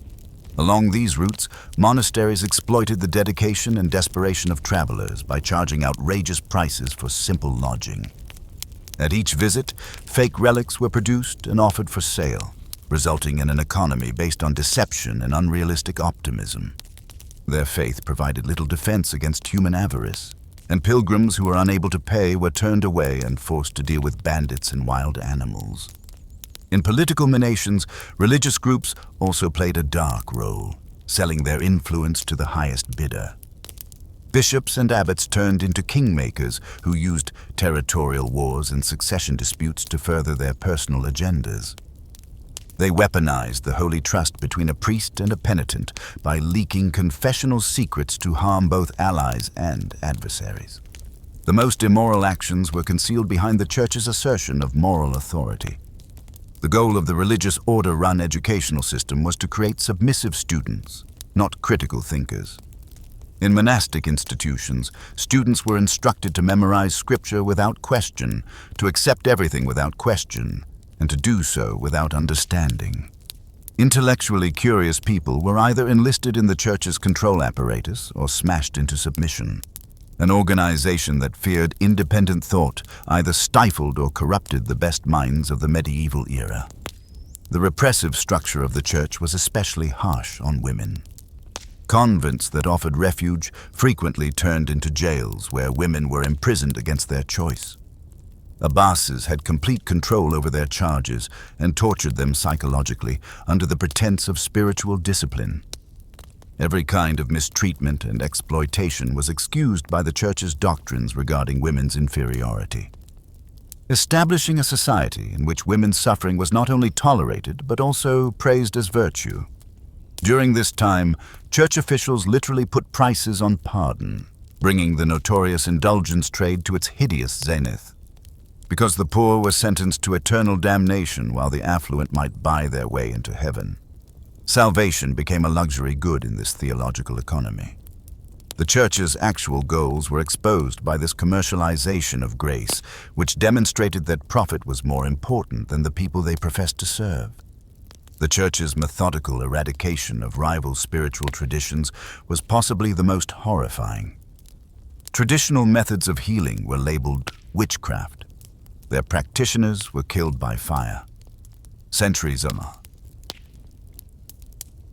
Cultural history were erased when local celebrations and traditions that predates Christianity were brutally suppressed. In order to achieve the Church's goal of uniformity, diversity had to be eradicated, resulting in a spiritual wasteland where only ideas that were accepted could thrive. Religious organizations' dominance over the legal system turned it from a tool of justice to one of terror. With no appeals procedure or defense for the accused, ecclesiastical tribunals functioned in secrecy. Torture was used to coerce confessions, resulting in a court system founded more on fear than on reality. In addition to punishment, those who disobeyed the Church faced total devastation. As if they had never existed, their names were wiped out of history. We discover a depressing truth about the organizations we previously trusted as night falls on our investigation of these troubling chapters. The medieval religious orders that claimed divine authority while serving themselves alone, preached love while acting in hatred, and promised light but delivered only darkness. They left behind a legacy of systematic betrayal rather than spiritual instruction, serving as a warning about what happens when those in positions of power become corrupted. Throughout history, the effects of these corruptions continue to be felt, serving as a reminder that the greatest sins frequently masquerade as the greatest benefits. With their imposing Gothic cathedrals and expansive monastic grounds, the religious organizations of medieval Europe put forth a show of spiritual purity and divine righteousness.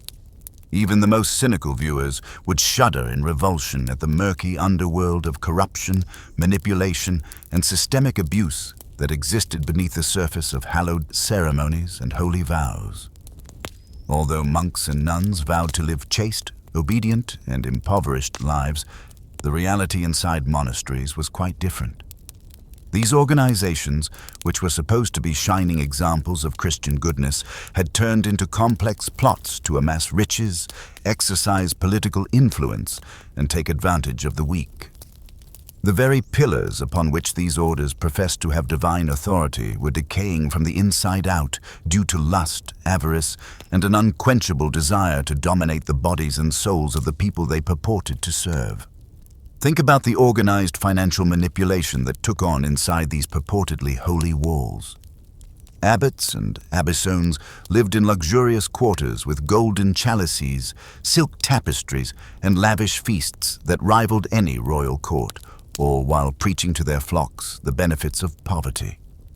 While their own granaries were brimming with plenty, they took crushing tithes from peasant families who were already having difficulty making ends meet and demanded payment in labor, livestock, and grain. Claiming to act in God's name, the Church took away families' houses, land, and basic means of subsistence when they were unable to pay. Like a plague, the practice of simony spread widely across these establishments. Regardless of their moral character or spiritual calling, affluent families bought abbeys and bishops for their younger sons, and church offices were bought and sold like commodities at the market. In all but name, these acquired jobs became inherited from generations of dishonest families who saw the church as a mere commercial venture. Opportunists and predators who viewed the robe as a shield for their darkest instincts took up sacred offices that should have been occupied by people who were truly devoted. The systematic mistreatment of people who sought refuge and direction inside monastic walls was possibly the most upsetting. Young novices, frequently sent by families unable to provide for them, became the victims of deranged abbots and elderly monks who took advantage of their weakness without consequence. Under the pretense of spiritual discipline, these kids, some of whom were as young as 8 or 9 years old, were abused physically, emotionally, and sexually. They were punished for falsely testifying against their heavenly superiors, or worse, for allegedly using demonic influence to seduce their abusers when they dared to speak out. The corruption encompassed vast networks of exploitation and went well beyond isolated instances of cruelty. Monasteries became as hubs for the creation and sale of counterfeit documents, phony artifacts, and dishonest pleasures.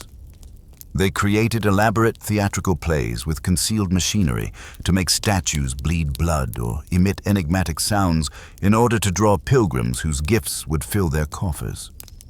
If it were authentic, Christ's cross would have been the size of a forest, yet they sold pieces of the real cross in such large quantities. The tragedies encountered by women's religious orders were distinct.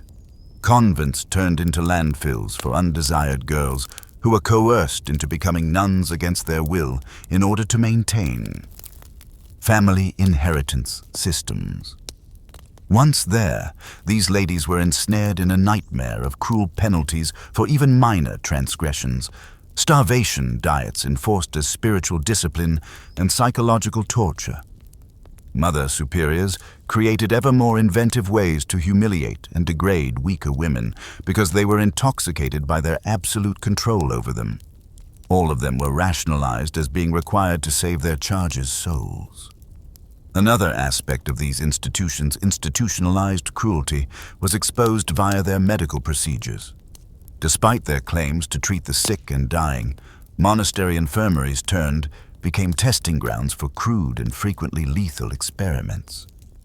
In the belief that worldly suffering would draw people closer to Christ, monks lacking medical knowledge performed rudimentary surgeries, gave poisonous mixtures as holy medicines, and let patients endure an agony instead of effectively relieving their pain. Those who were unable to pay were purposefully denied access to known treatments, and their family pleaded for mercy as they watched them suffer agonizingly as they died. In addition, these religious orders brutally suppressed knowledge that challenged their authority, acting as medieval society's intellectual police.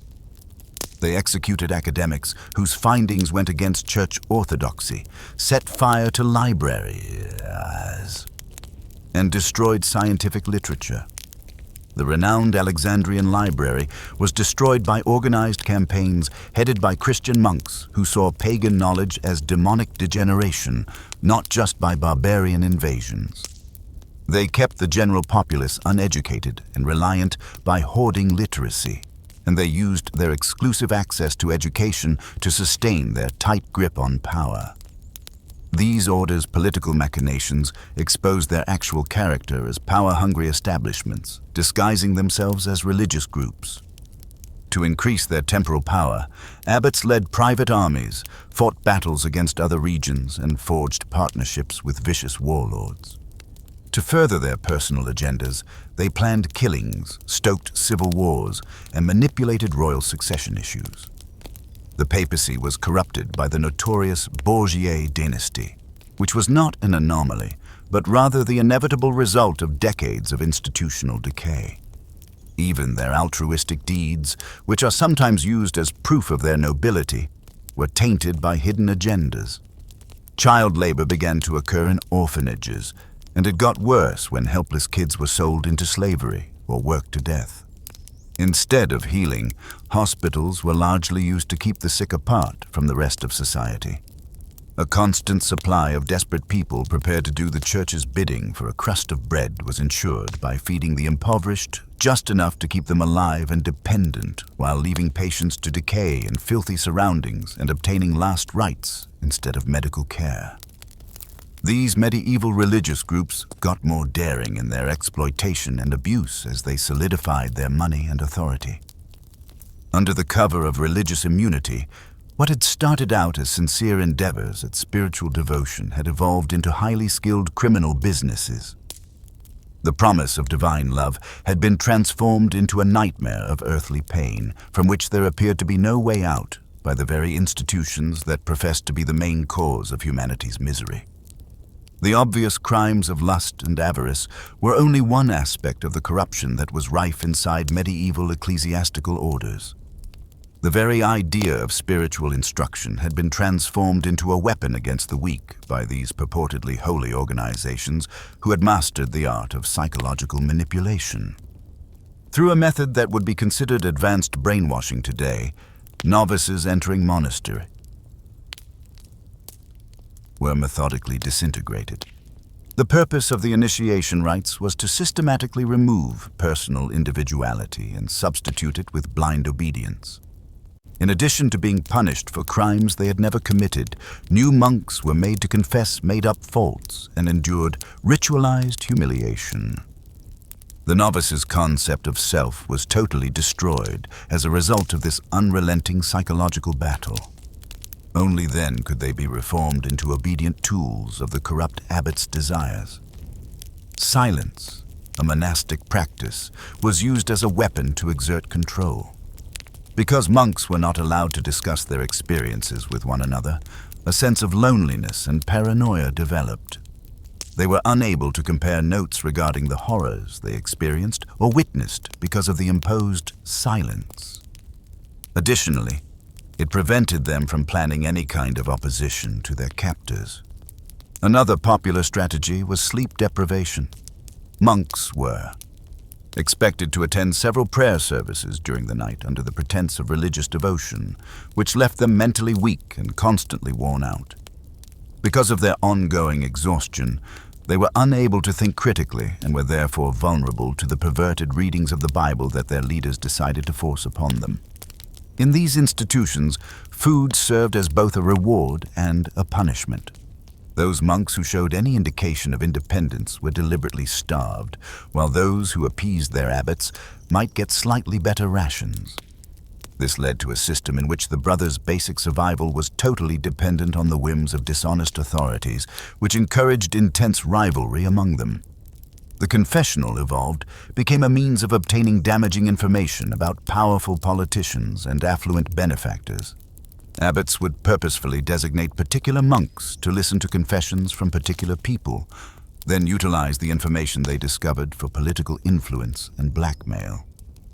Every time it benefited the monastery's political or financial goals, the holy seal of confession was frequently broken. The systematic mistreatment of children sent to monasteries as oblates was possibly the most upsetting. These young boys, who were frequently as young as 7 or 8 years old, were entirely dependent on monks who had been psychologically conditioned for years to lack the typical human sensitivity. Their tormentors persuaded them that their suffering was somehow acceptable to God. Therefore, the abuse they endured went beyond simple physical assault to include spiritual trauma. Additionally, the monks provided easy disposal for the awkward relatives of aristocratic households. Political embarrassments, undesired heirs, and mentally sick family members were often coerced against their will into convent life. Once imprisoned, they endured treatment that, by any contemporary measure, would qualify as torture.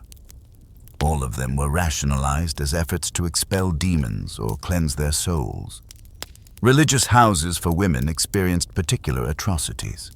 In order to verify their virginity, nuns were frequently the targets of intrusive physical tests. These examinations, which amounted to institutionalized sexual assault, were often performed by male clergy. Since any protest would be written off as proof of their own spiritual decay, the nuns had no way to file a complaint. The extent of economic exploitation in these establishments was astounding. In order to force novices from wealthy families to swear over their whole inheritance after taking their vows, monasteries would purposefully recruit them. Until they complied, those who resisted were put under increasing psychological pressure. When families tried to step in, they were socially shunned and excommunicated. Many monasteries now functioned more like criminal enterprises than places of worship due to the widespread corruption. They committed widespread acts of fraud, extortion, and forgeries. False relics were produced and offered for sale to unwary pilgrims. In order to raise money, fake miracles were performed. Falsified paperwork and coercive measures that would have made secular bandits happy were used to steal land. These institutions' theological instruction was purposefully perverted to benefit the dishonest leadership. Perverted interpretations of scripture that excused all excesses and abuses were taught to young monks. They were brainwashed into thinking that challenging their bosses was the same as challenging God. Because every new generation of monks was shaped into the same pattern of abuse, this guaranteed that the cycle of corruption would never end. In addition, the monasteries were hubs for political intrigue and conspiracy. Abbots frequently conspired to overthrow secular monarchs who posed a danger to their interests. When it served their interests, they planned killings, harbored fugitives, and stoked up rebellions. Religious organizations' purported neutrality was merely a convenient lie that shielded them from accountability for their conduct when they interfered in politics. Within the gates of monasteries, medical information was purposefully hidden and misinterpreted. If a monk's success challenged the monastery's monopoly on miraculous cures, they were frequently suppressed or exterminated. In order to keep people reliant on the prayers and intercession of the dishonest clergy, beneficial therapies were concealed away, while dangerous or ineffective remedies were advertised. Rather of being used for preservation, monastic library systems were turned into instruments of intellectual control. Books that revealed clerical corruption or went against church teaching were routinely destroyed. Information that could have empowered common people was concealed or purposefully misrepresented. Scribe monks were frequently compelled to modify documents in order to maintain the narrative that their superiors wished to propagate. There was no escape from the exploitation of the monks, not even death. In order to find traces of holiness that could be sold, the bodies of dead monks were frequently the focus of graphic post-mortem examinations. In order to establish new saints for worship, fake stigmata were carved into corpses. Rather of giving the deceased a respectable rest, the funeral customs were created to maximize profits for bereaved relatives. These institutions caused psychological harm that went much beyond their boundaries. Those former monks who were able to flee frequently experienced severe post-traumatic stress disorder, as we now know it. After years of torture and forced seclusion, they found it difficult to establish regular human interactions. In an attempt to deal with the pain of their experiences, many resorted to drinking or engaging in other harmful behaviors. One of the biggest betrayals of trust in history was the corruption that existed inside medieval religious establishments. Instead of embodying the highest goals of human spiritual development, these organizations turned into factories that produced damaged individuals who would continue abusive and exploitative cycles. They poisoned the fundamental idea of ecclesiastical power for years to come, causing irreparable harm to medieval society. Our perception of institutional power and the perils of unquestioned authority is still shaped by the legacy of this corruption. The most dangerous criminals are frequently those who disguise their crimes in the language of morality and righteousness, as the medieval religious orders serve as a sobering reminder. Their story serves as a cautionary tale about what occurs when organizations created to benefit humanity decide to prioritize their own interests. As we look at this troubling period of history, we must keep in mind that everyone in medieval society, not just the monks and nuns imprisoned within these corrupt structures, were the real victims. Faith and corruption in the legacy of medieval ecclesiastical orders. The very organizations that had formerly served as pillars of moral authority and spiritual direction were now drowning in the fallout from their own actions as the medieval era came to an unavoidable end. The monastic orders that had long dominated spiritual life in Europe were now dealing with a crisis of legitimacy that would change Christianity forever. A powder keg of discontent was poised to blow by the 14th and 15th centuries due to the cumulative weight of corruption, cruelty, and betrayal. Both the educated elite and the general populace began to see the monastery and abbeys that had once been held in high regard as places of learning and devotion with distrust and disdain. The weight of institutional degradation was causing the same foundations that had supported medieval Christianity to collapse. When opposing popes asserted legitimacy from various towns during the Great Schism of the late 14th century, papal authority had already suffered a devastating blow. The political underbelly of the spiritual facade was revealed by the spectacle of rival religious authority. As their purported spiritual leaders engaged in the identical worldly activities they preached against, the devout looked on in horror as they threw excommunications at one another. Reformist movements that would oppose the status quo were made possible by this crisis of authority. An unexpected weapon against monastic corruption was the printing press, which was created in the middle of the 15th century. Mass production and distribution of critical texts and reformist ideas outside the purview of ecclesiastical authorities was possible for the first time in history. While pamphlets detailing monastic scandals were widely disseminated, ordinary people were able to obtain spiritual information that had previously been filtered through dishonest middlemen thanks to vernacular translations of holy writings. The Renaissance saw the emergence of humanism, which gave medieval religious organizations new intellectual weapons. Equipped with advanced techniques for textual analysis and historical criticism, humanist scholars started to reveal the falsity of numerous claims made by monastic institutions. They exposed the fabrication of relics, the falsification of documents, and the distortion of theological concepts to suit institutional interests rather than spiritual truth. Monastic authority was also seriously threatened by economic shifts. Outside the conventional feudal system controlled by religious organizations, new hubs of wealth and power were established by the expansion of urban banking and commerce. Monasteries' centuries-long economic monopoly were challenged by merchant families and guilds. The emergence of universities, many of which were secular establishments, offered monastic schools competition from alternative educational institutions.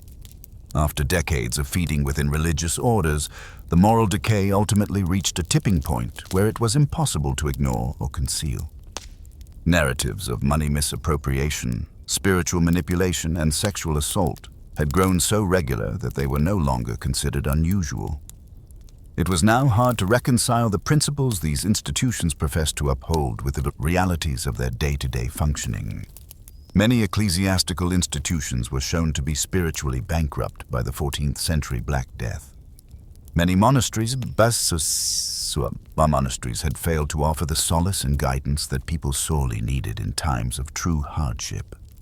Too many religious leaders had either run away from their duties or taken advantage of the situation to further exploit others, rather than providing hope and healing.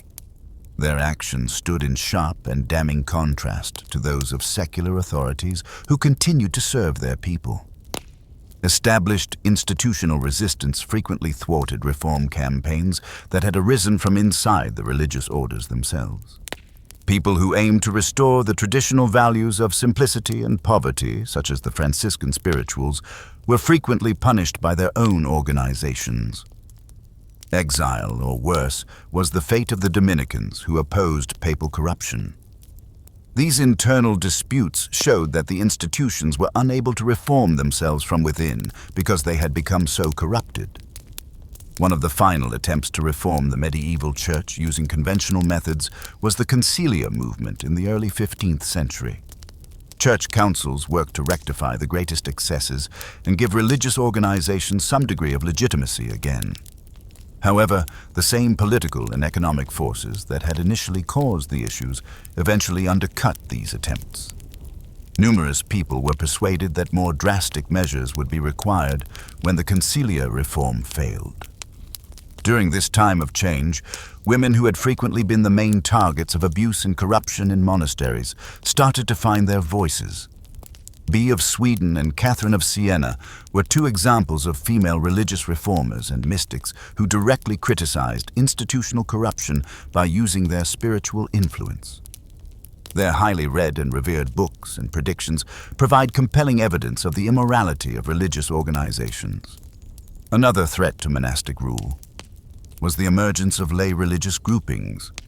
Bypassing the institutional mediation that had been the root of so much corruption, organizations such as the Brothers and Sisters of the Common Life placed an emphasis on individual piety and a direct relationship with God.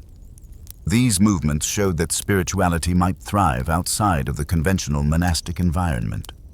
Religious institutions started to be seen with increasing skepticism in popular culture. Devastating depictions of dishonest clergy and religious leaders were seen in works such as Chaucer's Canterbury Tales.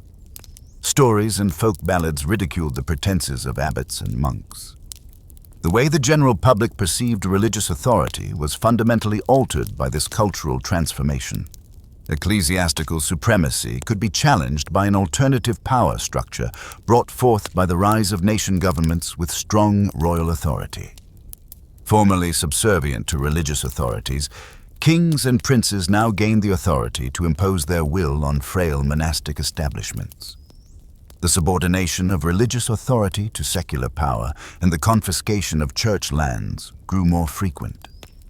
The foundation for the religious upheavals that would transform European Christianity was laid when the medieval era gave way to the early modern era. Many of the corrupt organizations that had controlled medieval religious life would meet their demise during the Protestant Reformation of the 16th century.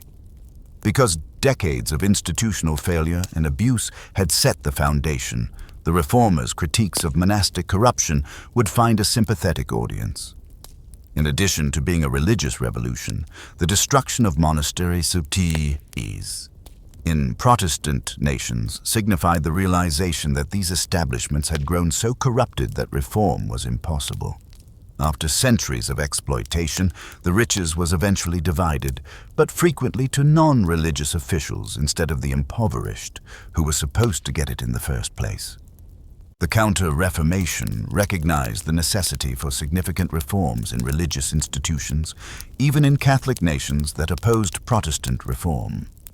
The Council of Trent implicitly acknowledged past shortcomings by enforcing new standards of behavior and responsibility. More strict regulations and improved control systems were introduced by new religious organizations in an effort to stop the excesses that had plagued monasticism in the Middle Ages.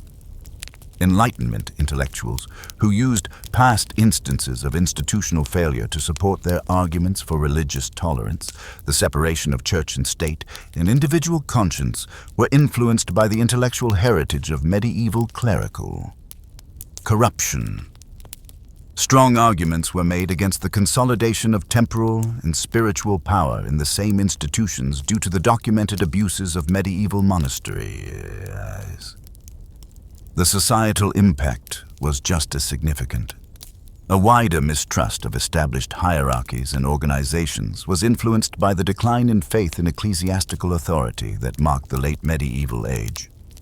Eventually, aspirations for social reform and democratic movements that went well beyond religious issues would be fueled by this skepticism. It had a long-lasting psychological effect on European society.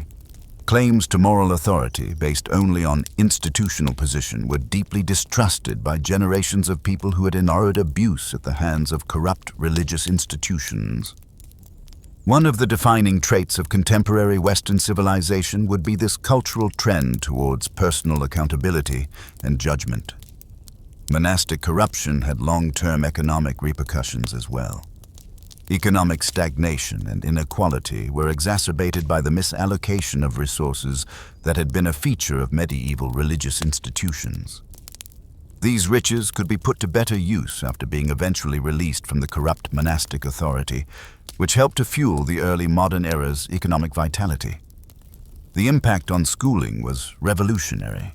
New educational establishments that prioritize critical thinking and empirical observation over written memorization of sanctioned books arose as monastic schools lost their monopoly on education. The scientific revolution and the contemporary university system were made possible by this change in educational philosophy. The political consequences lasted for generations. The inability of medieval religious organizations to fulfill their moral obligations offered compelling justifications for restricting the political influence of religious leaders. The understanding that religious organizations could not be trusted with temporal power served as the foundation for the separation of church and state idea, which would later become essential to contemporary democratic administration. The cultural and artistic heritage was equally important. New forms of artistic expression that placed more emphasis on human experience and faith than on institutional authority were sparked by dissatisfaction with corrupt religious institutions. Renaissance literature and art, which praised individual accomplishment and human dignity, would flourish as a result of this change. In addition to a list of past wrongdoings, the shadowy side of medieval religious institutions serves as a warning about the distorting effects of unbridled power. When left to function without control or responsibility, the institutions that started out with the admirable goals of learning, service, and spiritual direction eventually turned into tools of oppression and exploitation. Because they lost sight of the essential idea that organizations exist to serve people, not the other way around, the medieval religious orders eventually collapsed. They started the processes that would ultimately bring about their demise when they started putting their personal money and power ahead of their professed goal of serving the spiritual community. As we debate issues of institutional responsibility, transparency, and the appropriate boundaries of organizational power, the lessons learnt from medieval monastic corruption are still applicable today. These religious organizations' histories serve as a reminder that, in the absence of strong checks and balances, any organization, no matter how honorable its guiding ideals, is susceptible to corruption. Beginning in the late medieval era, European Christianity saw a transition that was not solely the consequence of political or theological disagreements. It was essentially a reaction to the moral failings of establishments that had violated the faith that generations of devoted Christians had placed in them. A constant reminder of the cost of institutional corruption and the significance of remaining vigilant against the misuse of power in all of its manifestations is provided by the sinister legacy of medieval religious orders. The monastic orders of the Middle Ages ultimately succumbed to their own prosperity. The circumstances that led to their corruption were brought about by the riches and influence they amassed over centuries of exploitation. Their tale is among the most potent illustrations in history of how institutional self-interest can corrupt lofty ideals, and how even the most seemingly stable institutions can fall if structural issues are not addressed. Medieval religious orders had to face the inevitable and essential consequences of their actions. Reform was no longer feasible because of how widespread their corruption had grown and how systematic their abuses had become. Europe's religious life could only be revitalized and refocused towards its initial goals of moral instruction, philanthropic work, and spiritual development by dissolving and replacing them. Medieval ecclesiastical orders were rife with corruption that went much beyond simple political scheming or financial avarice. These establishments had developed into havens for the most terrible kinds of abuse and exploitation by the late medieval era. Their holy promises are nothing more than vacuous satires of their original intent. Every ideal that these groups professed to support was violated by the sexual depravity that surrounded the walls of monasteries and convents. Abbots treated their status as permits for predatory behavior, maintaining harems of young novices. As strong priests abused their position of authority to coerce and mistreat individuals under their care, the vow of chastity turned into a terrible joke. Nuns were frequently sexually assaulted by men. Threats of excommunication or worse were used to stifle their objections. The offspring of these immoral unions were either sold into slavery or killed at birth. The corruption that had engulfed these purportedly sacred sites is demonstrated by their very presence.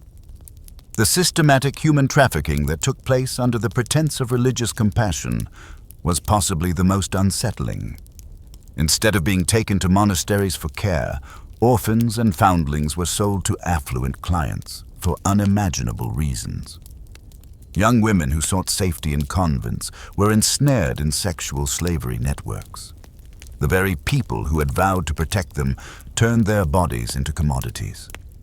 This horrifying trade in human flesh was made possible by the complex trade lines that linked monasteries throughout Europe, in addition to carrying goods and manuscripts. It was as horrifying how those who dared to question or oppose were subjected to psychological torture. The techniques used by religious groups to crush the human soul were so advanced that they would blow the Spanish Inquisition out of the water. Deliberate malnutrition, exposure to high temperatures, and solitary confinement in subterranean chambers were only the beginning. They mastered the technique of spiritual manipulation, persuading their victims that opposition amounted to disobeying God and that their suffering was predetermined by God. These orders accumulated wealth through the most predatory tactics possible, resulting in economic exploitation of startling proportions. They hoarded grain and sold it to starving peasants at outrageous prices, purposefully causing famines. Families were compelled to pay progressively astronomical amounts to guarantee their loved ones were buried properly, turning funeral rites into extortion operations. Salvation itself was held prisoner for financial gain as the indulgence trade evolved into a complex protection scheme. False miracle production developed into a separate business. Teams of actors would perform elaborate healing rituals and paranormal activities. They were frequently drawn from the most hopeless segments of society. As their faith was shamelessly twisted, these fake spectacles attracted pilgrims from all over Europe, their offerings lining the coffers of dishonest abbots. Animal bones and useless baubles, blessed by men who had long since given up any pretense of genuine belief, were the purported relics that attracted these crowds. The loss of knowledge that took place inside these walls was not just carelessness. It was deliberate opposition to human advancement. Monks burned libraries that had centuries' worth of collected knowledge and purposefully destroyed classical texts that were against religious dogma. They tortured and killed academics who ventured to seek out knowledge that was banned, and they suppressed scientific breakthroughs that contradicted their worldview. The graveyards of human intellectual achievement were the very establishments that professed to conserve learning. These orders' recruitment strategies demonstrated their actual predatory tendencies. They primarily targeted individuals without social safety or family ties who were the most vulnerable members of society. Promises of education and spiritual fulfillment were used to entice young people, who were then caught in exploitative networks from which it was practically impossible to break free. Their vows, which were gained by duress and deceit, condemned them to years of torture and suffering. The very sacraments themselves were corrupted as well, with the Eucharist being withheld to punish individuals who questioned authority. Holy Communion became an instrument of control, with the secrets revealed in alleged sanctity being used to influence and control. Confession turned into a tool for obtaining blackmail information. Instead of celebrating a divine union, marriage rites were perverted into ornate fasts intended to transfer cash and property. The legal systems that were governed by these directives ridiculed the concept of divine justice. The accused had no chance of vindication because trials were prearranged affairs. Evidence was falsified. Witnesses were intimidated or forced to testify, and penalties were intended to frighten rather than to correct. Under monasteries, the dungeons were transformed into horrifying places where torture was regarded as an art form and supported by the perverse theory that bodily pain might cleanse the soul. The medical procedures used in these facilities demonstrated a ruthless, almost demonic, contempt for human life. Instead of providing medical care, monastic hospitals were used as testing grounds for people. Without their consent, patients underwent horrifying operations. Their pain was excused as essential to the development of medical understanding. When they became too much of a burden, the old and sick were frequently killed. Their belongings were included into the monastery's properties. and their deaths were ascribed to natural causes. These orders also caused as devastating environmental damage. They strip-mined the ground for precious metals, poisoned rivers with the garbage from their industrial operations, and cut down entire forests without considering sustainability. Ecosystems that had taken millennia to build were devastated by their short-term greed, leaving wastelands where previously fertile valleys had thrived. Entire kingdoms were corrupted by the political manipulations of these orders. By pitting royal households against one another, they stoked conflicts that would boost their own wealth and influence. Using poison and other covert means that left no evidence of their involvement, they killed rulers who posed a threat to their interests. They were more powerful than monarchs and emperors because their networks of informants and spies infiltrated every sphere of society. There was enormous psychological harm done to regular believers. Charlatans who had no concern for the spiritual well-being of those who had turned to religion for solace and direction were able to influence people. The constant requests for money drove the faithful to insolvency. They kidnapped their kids to work in monasteries. False charges of heresy devastated their lives. These organizations' educational systems were created to control and indoctrinate rather than to educate. Critical thought was deliberately stifled, and students were only taught what benefited their masters. Promising individuals were either removed as threats or coerced into joining the system. Instead of developing autonomous thinkers, the colleges that sprang from these monastic schools turned into factories for generating submissive servants. The burden of these accrued crimes eventually started to show as the Middle Ages came to an end. Despite its apparent focus on theological disputes, the Protestant Reformation was essentially a response to the intolerable corruption that had engulfed the religious establishment. The wrath of those who had finally realized the depth of their betrayal was the driving force behind the violence that broke out across Europe, not only philosophy. This corruption has left a legacy that goes well beyond the Middle Ages. Future institutions of power were modeled after the abuse, exploitation, and manipulative patterns that these religious orders perfected.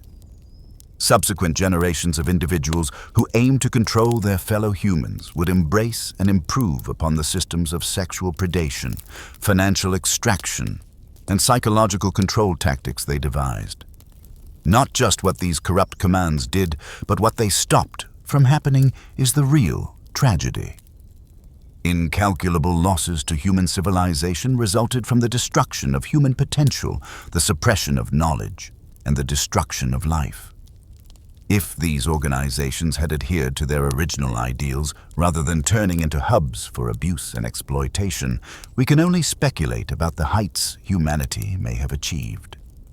The shadowy side of medieval religious orders is a constant reminder of the destructive power of unbridled authority, even when it is used in the name of God.